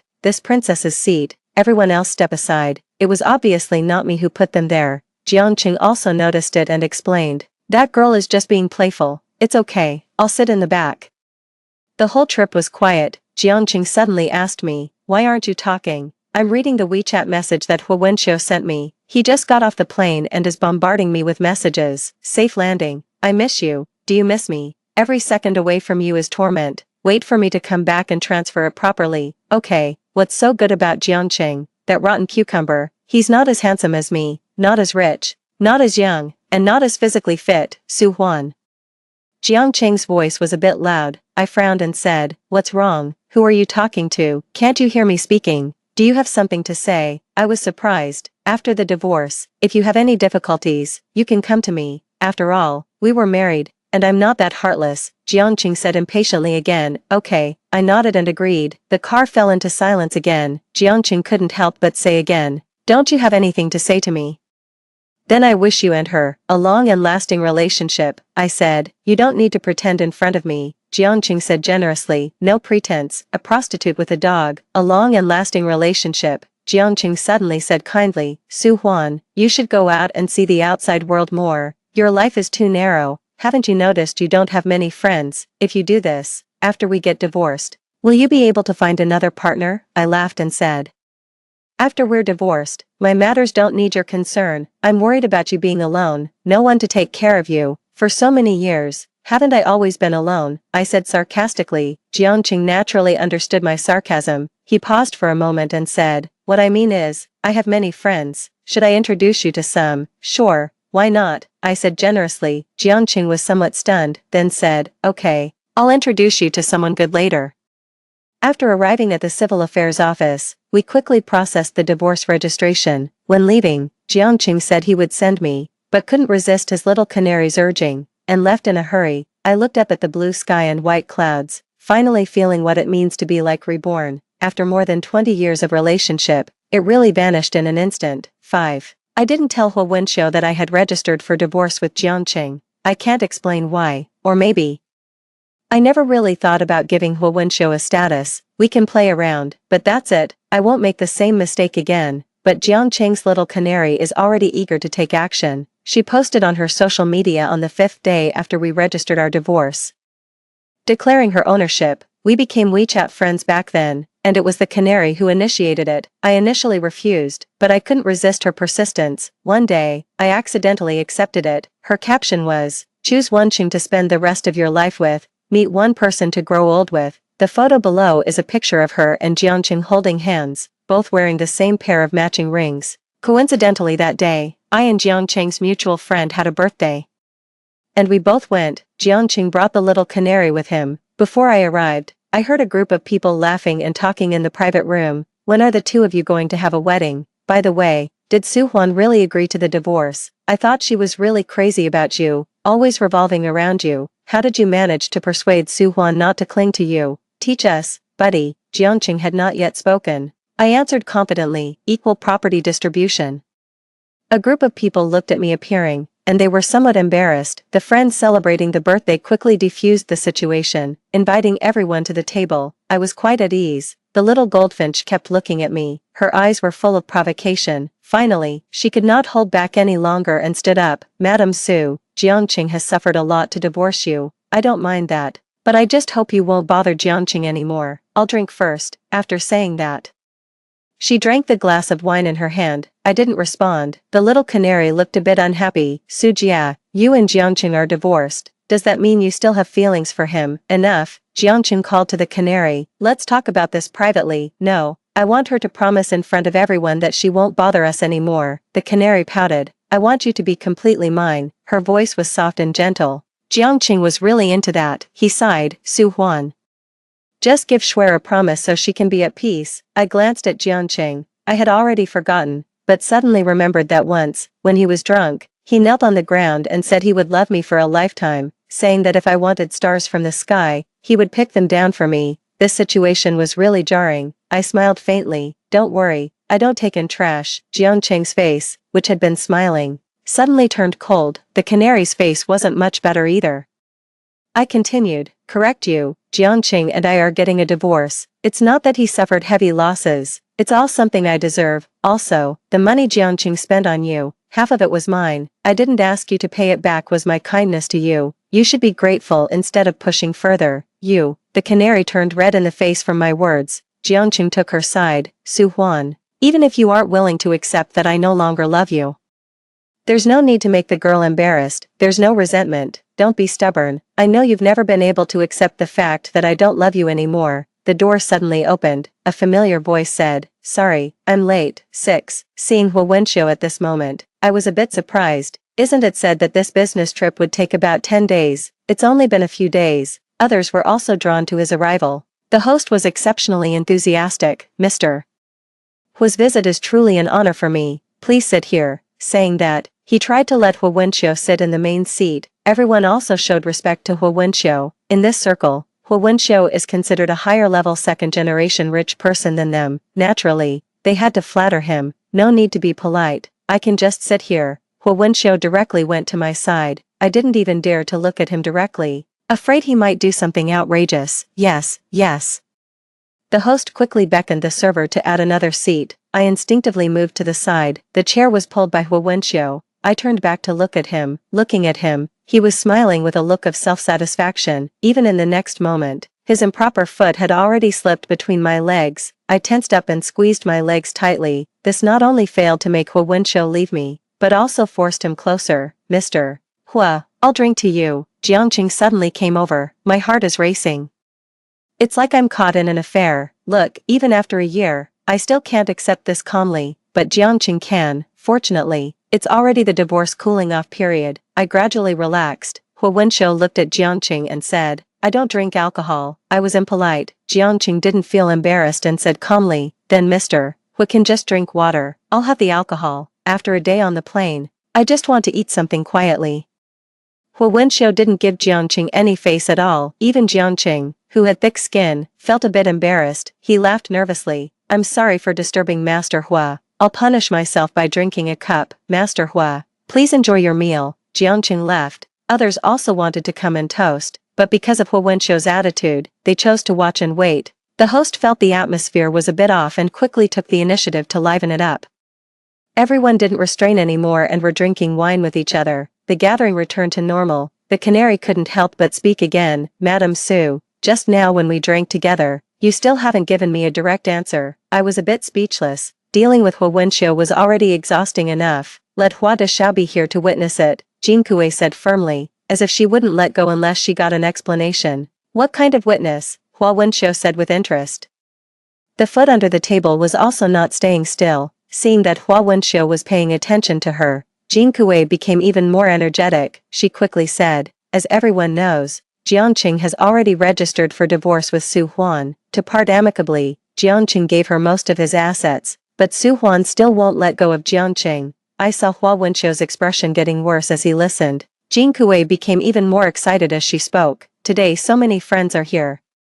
And Hua Dexiao is also here. I just want Su Huan to give me a promise that she will never bother Jiangqing again. After all, we have already paid the price for it, and she can't be so shameless. 7. I really couldn't help but laugh. How could she be so shameless to say, shameless? I was about to speak up. Hu Wenxiu spoke up first. If I'm not mistaken, you were the mistress. Canaries was taken aback, blushing as she said, Su Huan and Jiangqing are already divorced.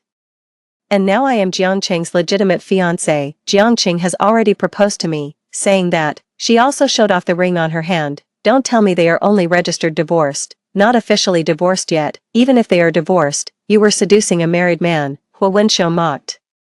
Do you think you're a mistress with a sense of superiority, the one who is not loved as the mistress? Canary said firmly, Jiangqing and I are in love, and Jiangqing no longer loves Su Huan. She is the mistress in this relationship. Did you skip 9 years of compulsory education? Hu Wenxiu laughed coldly. Does no one teach you how to feel ashamed? Why don't you be a decent person and instead choose to be a dog that eats feces? Not only are you despicable, but you're also shameless. She is the officially married wife, while you are just and you're not even good at being a chicken. I was directly stunned by what I heard. Is there a possibility that you're also yourself? Canaries was speechless, her eyes red, and she cried, You, how could you say that about me? As a mistress, you should have the self-discipline of a mistress. Hu Wenxiu didn't even pay attention to Canaries, and kept ranting.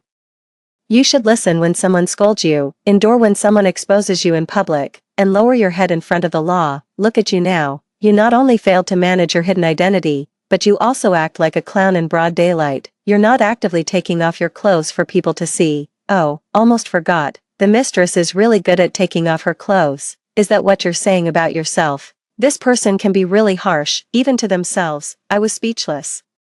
The canary was actually made to cry. Jiangqing was visibly angry next to him, but held back due to Hu Wenshou's face. The canary cried even more, looking pitiful. Jiangqing, they're all bullying me. I don't want to live anymore. I just love you. What's wrong with that? Jiangqing couldn't hold back anymore and said, Mr. Hua, my family matters don't need your lecture. This isn't her who asked me to witness it. Hu Wenshou said matter-of-factly, I just spoke the truth. And you all got defensive. How can you be a mistress if you can't even handle a little emotional pressure? Besides, who said this is just your family matter? Hu Wenshou hadn't finished speaking yet. Ah, I suddenly shouted. Everyone looked at me in surprise. I accidentally bit my tongue. I made up an excuse, of course, to stop Hu Wenshou from speaking recklessly. I'm going to the restroom. 8. I got up and left. I also expected Hu Wenxui to follow me, sure enough. As soon as I left the private room and entered the restroom, I hadn't even had time to lock the door when Hu Wenshou squeezed in. The next moment, I was tightly pressed against the wall and couldn't move. Open your mouth and let me see. Hu Wenshou lowered his body, his hot breath brushing against my face. I could feel his obvious restlessness even through his clothes. I shook my head violently. Be good, don't make me do something indecent. Hu Wenshou's sexy lips were almost touching mine.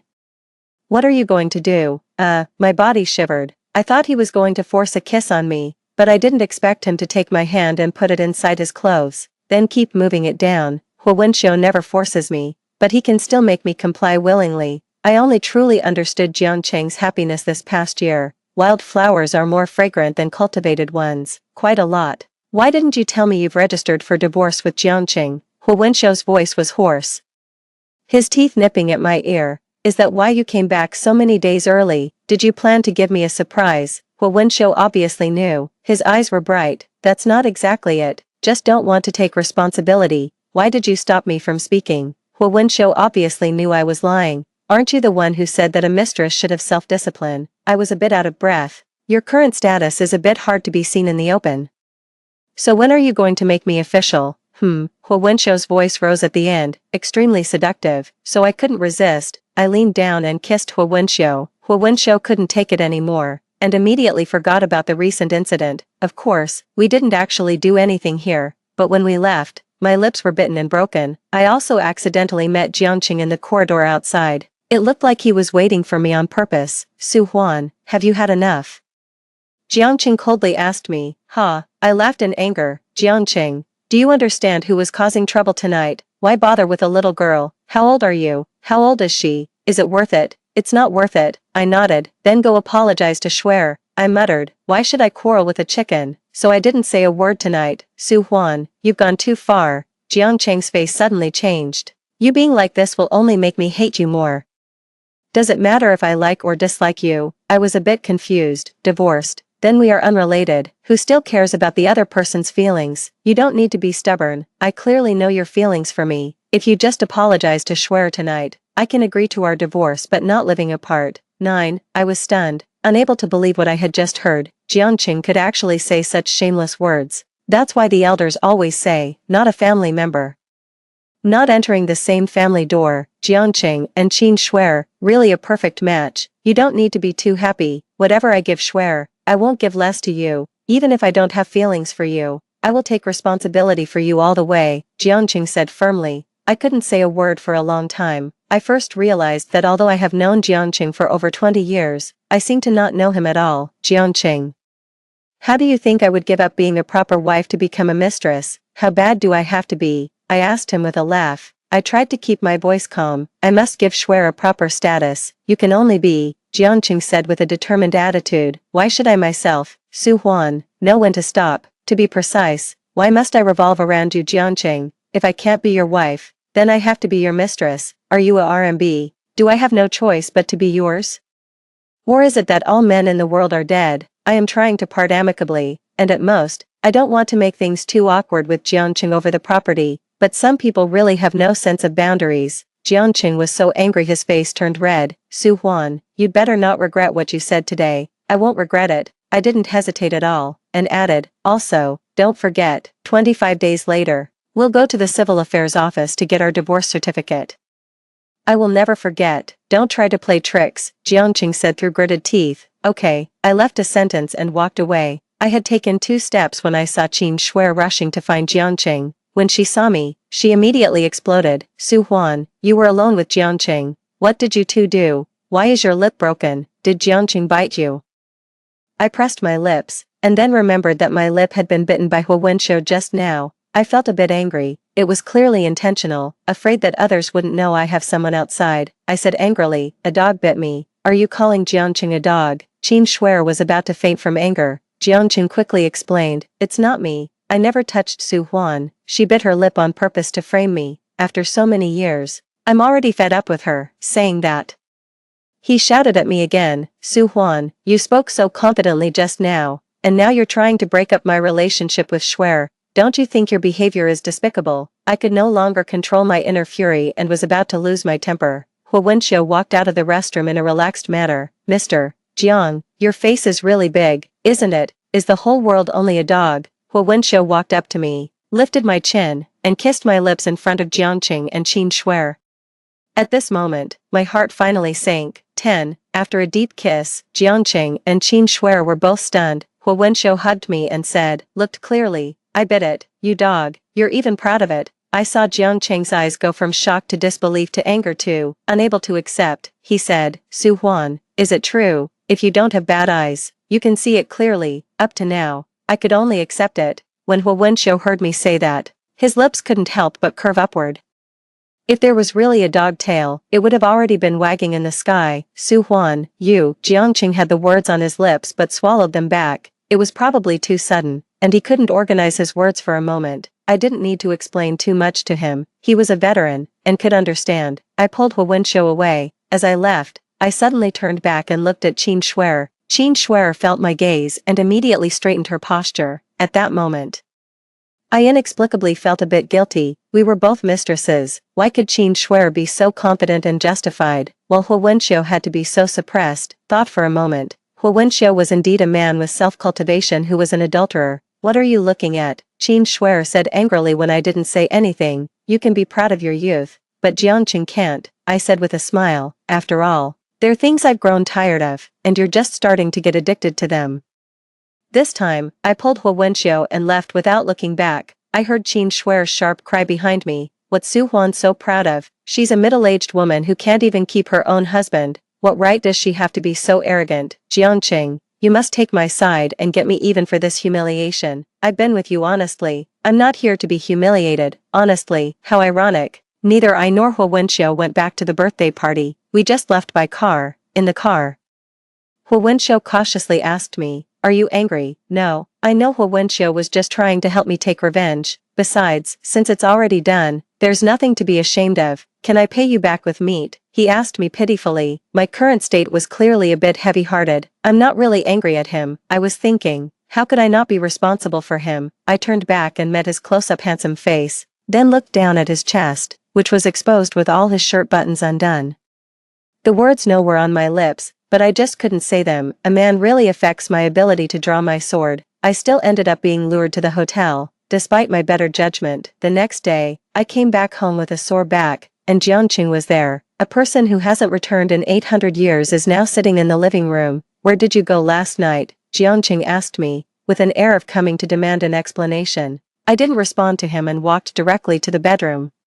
Su Huan, even if you use this method, you won't be able to make me change my mind. Don't have unrealistic expectations, Jiangqing coldly reminded. So up to now, Jiangqing still thinks I can't let go of him. I stopped and laughed lightly. Then why did you come back today? 11. Jiangqing spoke resolutely. We were husband and wife. I don't want you to degrade yourself. People like you who haven't seen much of the world are too easy to be deceived by men.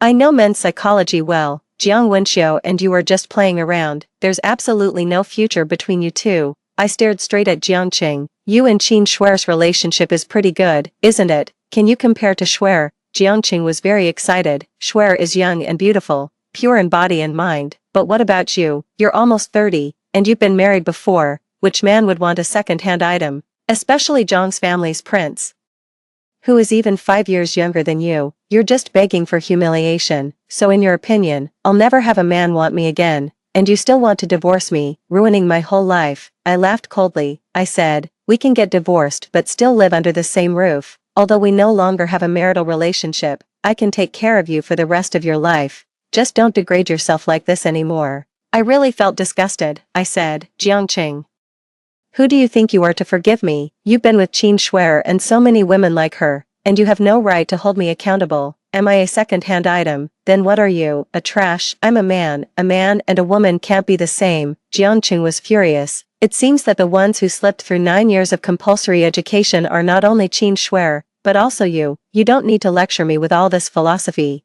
Su Huan, at the end of the day, this society is like this. Men and women are born with different social status. What's the use of your higher education? It's just to marry better. I have to admit, at this moment, I was really speechless by Jiangqing. Maybe, if I say another word to him now, I would feel offended. I began to examine him, and also examine myself. Maybe I was blind back then, or maybe a person really can change into something so disgusting. Jiangqing said, "I don't need to say more, Su Huan.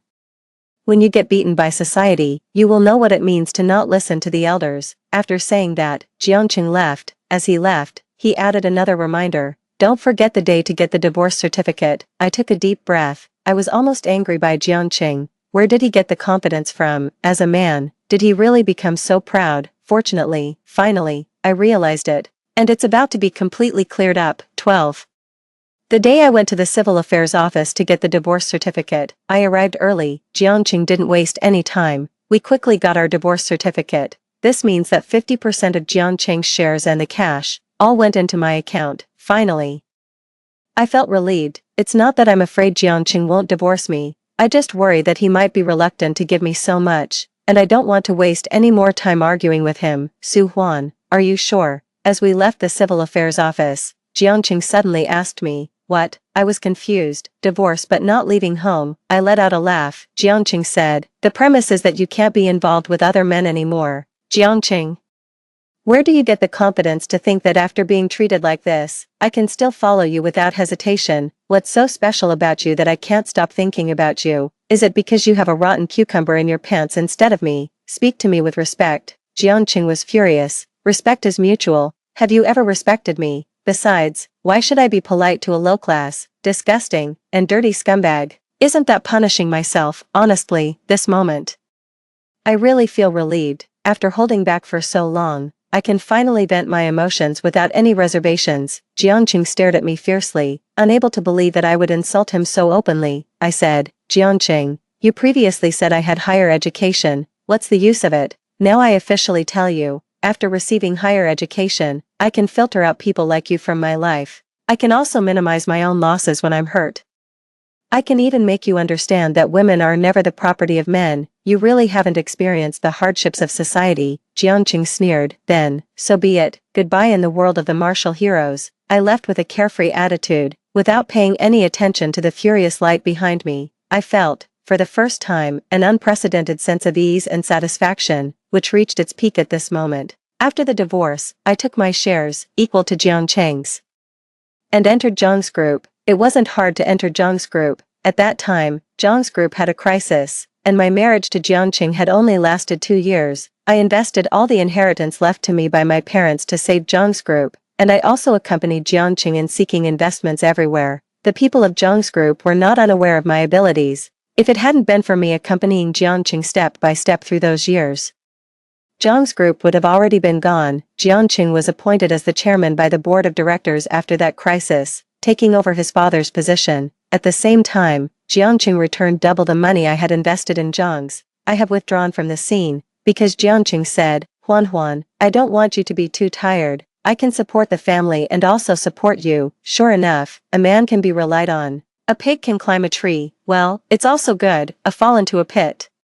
A gain in your wit. 13. I entered the Zhang's management, which Jiangqing naturally could not agree to, but because he was no longer the largest shareholder, he no longer had absolute authority. Plus, over these 2 years, Jiangqing spent a lot of time on women, and his neglect of the group has caused many directors to be dissatisfied. Now, he even gave up his shares for a woman, and the shareholders no longer trusted him. Letting me join the group, in a way, was also a lesson given to Jiangqing by the board of directors. and all of these were part of my plan. Even so, Qin Shuer not allowing Jiangqing to come to the company because I am there was also within my expectations. Qin Shuer's youth is her asset, but her ignorance will make her pay a price. The board of directors is becoming increasingly dissatisfied with Jiangqing's long absence from the company. My workability has made the board of directors increasingly trust me.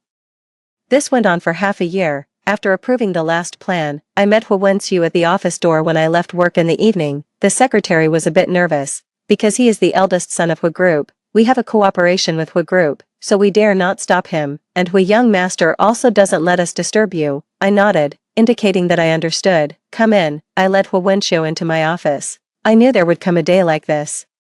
I can't just send him a WeChat message saying break up, block him, and then confess to his parents about our improper relationship and be done with it. Hu Wenxiu may be a love-struck guy, but he's not someone who can be easily bullied. The title prince isn't given to him for nothing. Have you missed me? Hu Wenxiu asked with red eyes. I didn't dare to meet his gaze. I was afraid that if I made one mistake, he would kill me. I just lowered my head and answered, if I say I haven't.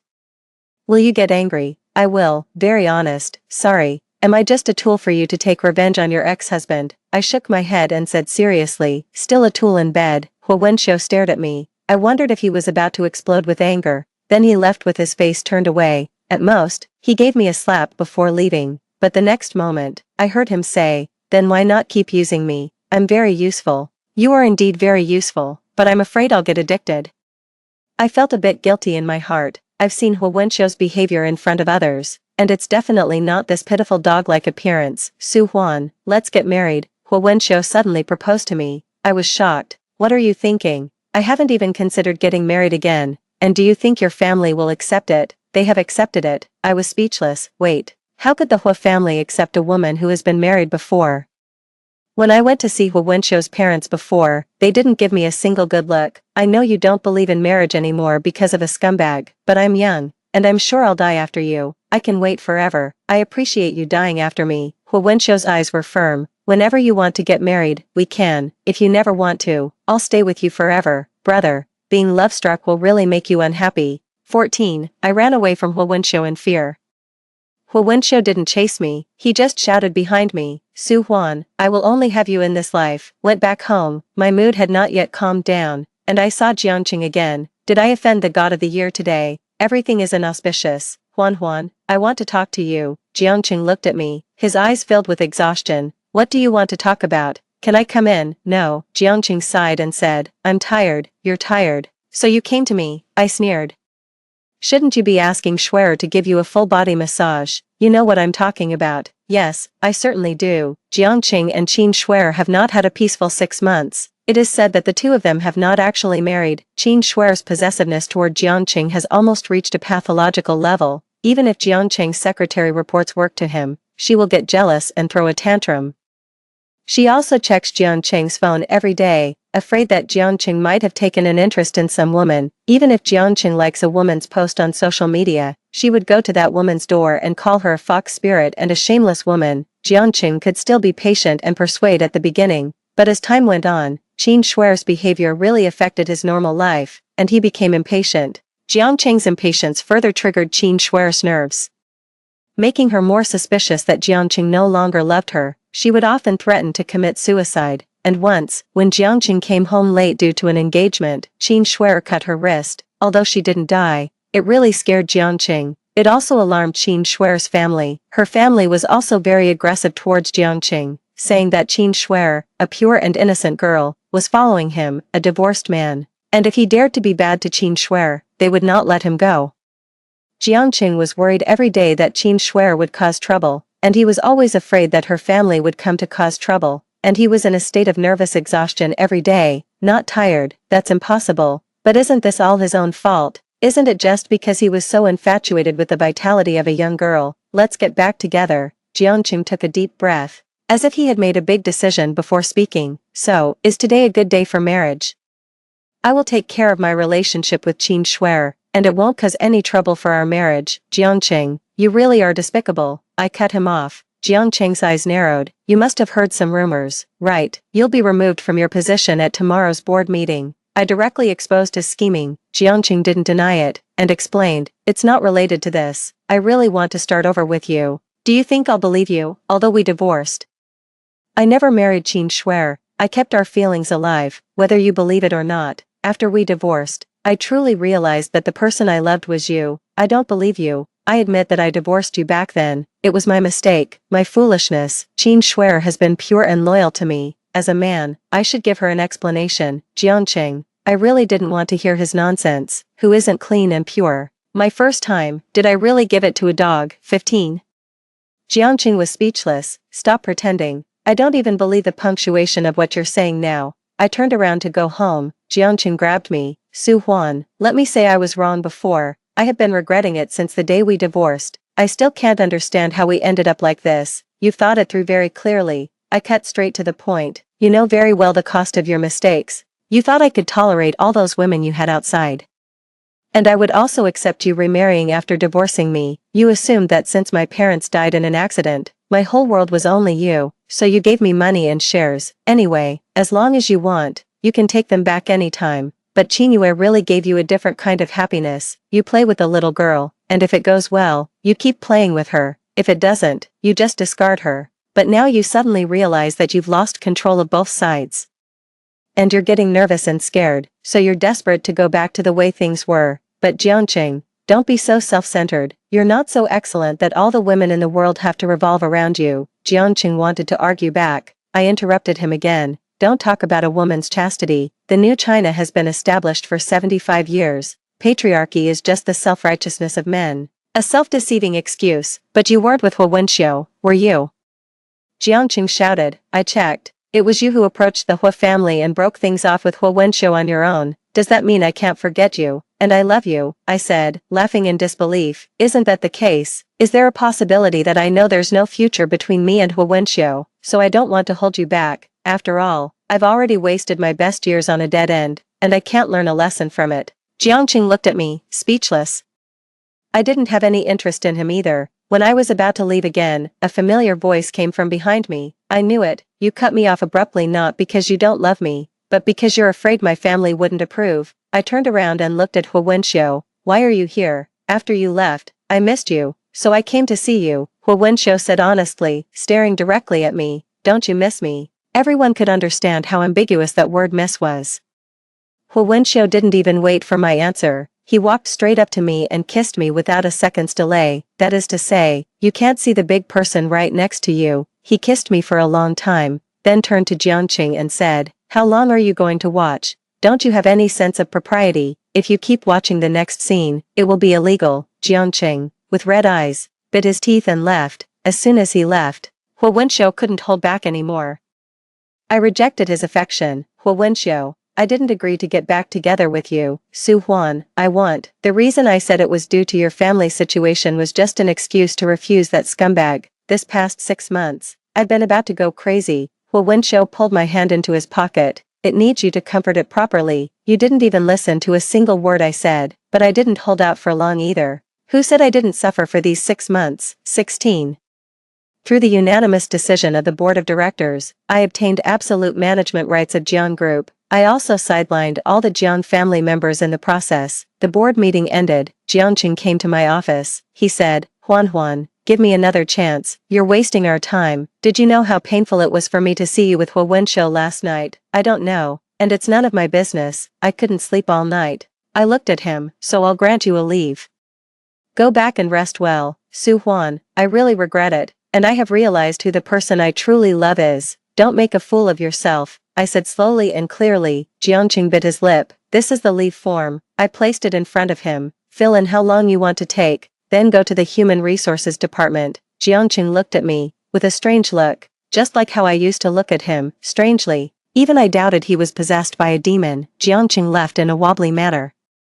But after that, Jiangqing kept coming back to me to get back together, apologizing. I couldn't stand his persistence anymore, so I removed him from his position in the group through the board of directors, and he could only get dividends from now on. I also didn't allow the security guards to let him enter the Jiang Group building. Finally, he stopped. Not long after, I heard that Jiangqing was imprisoned. The reason was that he accidentally killed Qin Shuer. Qin Shuer couldn't accept Jiangqing breaking up with her. In the midst of a heated argument and struggle between two people, Jiangqing finally couldn't hold back and used the fruit knife on the coffee table to end Qin Shuer's life, before his execution. Jiangqing asked to see me once. I went. The Jiangqing in front of me had completely lost his former glory, worn out, hollow, a living corpse. He probably never thought that just playing around with women would cost him his whole life. How could he have thrown his whole life away over this? He said, Su Huan, I don't regret killing Qin Shuer. If it weren't for her, we wouldn't have ended up like this. So, she deserved to die. Jiangqing, why are you still deceiving yourself? I laughed at him. The real culprit between us has always been you. If it weren't for Qin Shuer, I wouldn't have divorced you, and you would have always been my wife. It's bound to happen. If you don't bring it up, I will. Why? Jiangqing looked at me with teary eyes. Aren't you in love with me, Su Huan? Aren't you the one who has always loved me the most? Do you think saying love is appropriate now? Jiangqing was overwhelmed with tears. He looked at me and remained silent for a long time. It seemed he had calmed down. He asked me, Su Huan, when did you start not loving me? After you started being with Hu Wenxiu? No, I said directly. It started when I had the child in my belly. We had a child. When you first cheated on me, why didn't you tell me? Do you know? But you forgave me. You clearly forgave me that time. Jiangqing didn't believe. I didn't believe that time, so I didn't love him anymore. He said, if you hadn't forgiven me, why didn't you ask for a divorce back then? Because I needed to weigh the pros and cons. I couldn't let you get away with it so easily. I confessed. No, you're lying to me. If you didn't love me anymore back then, why didn't you leave me earlier? You must be lying, right? Jiangqing could never accept it. His long-cherished image of a happy marriage turned out to be a ruin. 17. I calmly told him, Jiangqing, I didn't ask for a divorce back then because I was clear that even if I divorced you, I wouldn't be able to quickly fall in love with someone else. For me, not divorcing you didn't hinder my life. Besides, would you have agreed to a divorce back then? You were just curious about the outside world. Not really in love. Even if I pushed you hard, you might have agreed, but I wouldn't have gotten the property I wanted. You could have manipulated it, and I would have lost more than I gained, so. During our marriage, I collected evidence of your infidelity, checked your assets, transferred my own wealth, and even laid the groundwork for my future. It wasn't until this year that everything was settled. By the way, why did I commit infidelity last year? Because I'm not like you. I don't have such shameless courage. I needed a long period of psychological preparation to take this shameful step. It wasn't revenge, just a physical need. I watched Jiangqing. Looking at his unrestrained pain, he said, so this year I won't mention divorce. You will, right? Yes. At that time, you already knew everything about the property division and the divorce agreement, so you knew I was serious about divorcing. And then you added more conditions to me. Yes, on the day we talked about divorce, your red eyes and trembling weren't because you were sad, but because you were too happy. No. Jiangqing's eyes moved slightly. That was because of the whole night of being tortured by Hu Wenxiu. Su Huan, I'm about to die. Why didn't you lie to me? Why? Jiangqing became overwhelmed, breaking down and feeling desperate. Because, you don't deserve it. Jiangqing's tears wouldn't stop falling. The last time I cried like that was at our wedding. She loved calling Jiangqing in the middle of the night, and she would cry as soon as she called. Life is a cycle. I left. I left without hesitation, at the prison gate. Hu Wenxiu was waiting for me. I found out later that the Hu family agreed to our relationship because Hu Wenxiu stopped being frivolous after being with me. He focused all his energy on making money to support his wife. That time the Hu family treated me badly. It wasn't because they looked down on my status, but because they didn't think Hu Wenxiu was worth it, and that's why they agreed to let me send Hu Wenxiu abroad. It was also part of their plan. They had already planned to send Hu Wenxiu abroad for training, but Hu Wenxiu refused to go no matter what, so they took this opportunity to send Hu Wenxiu abroad to open up the European market. If he succeeded, they would agree to let Hu Wenxiu be with me. Poor Hu Wenxiu, he had been kept in the dark all along, and he was even happy and didn't want to return. I helplessly watched Hu Wenxiu holding such a big bunch of red roses in his hands. This person is really desperate. Even at the prison gate he didn't miss the chance to propose to me. How to say, well, let's give it a try.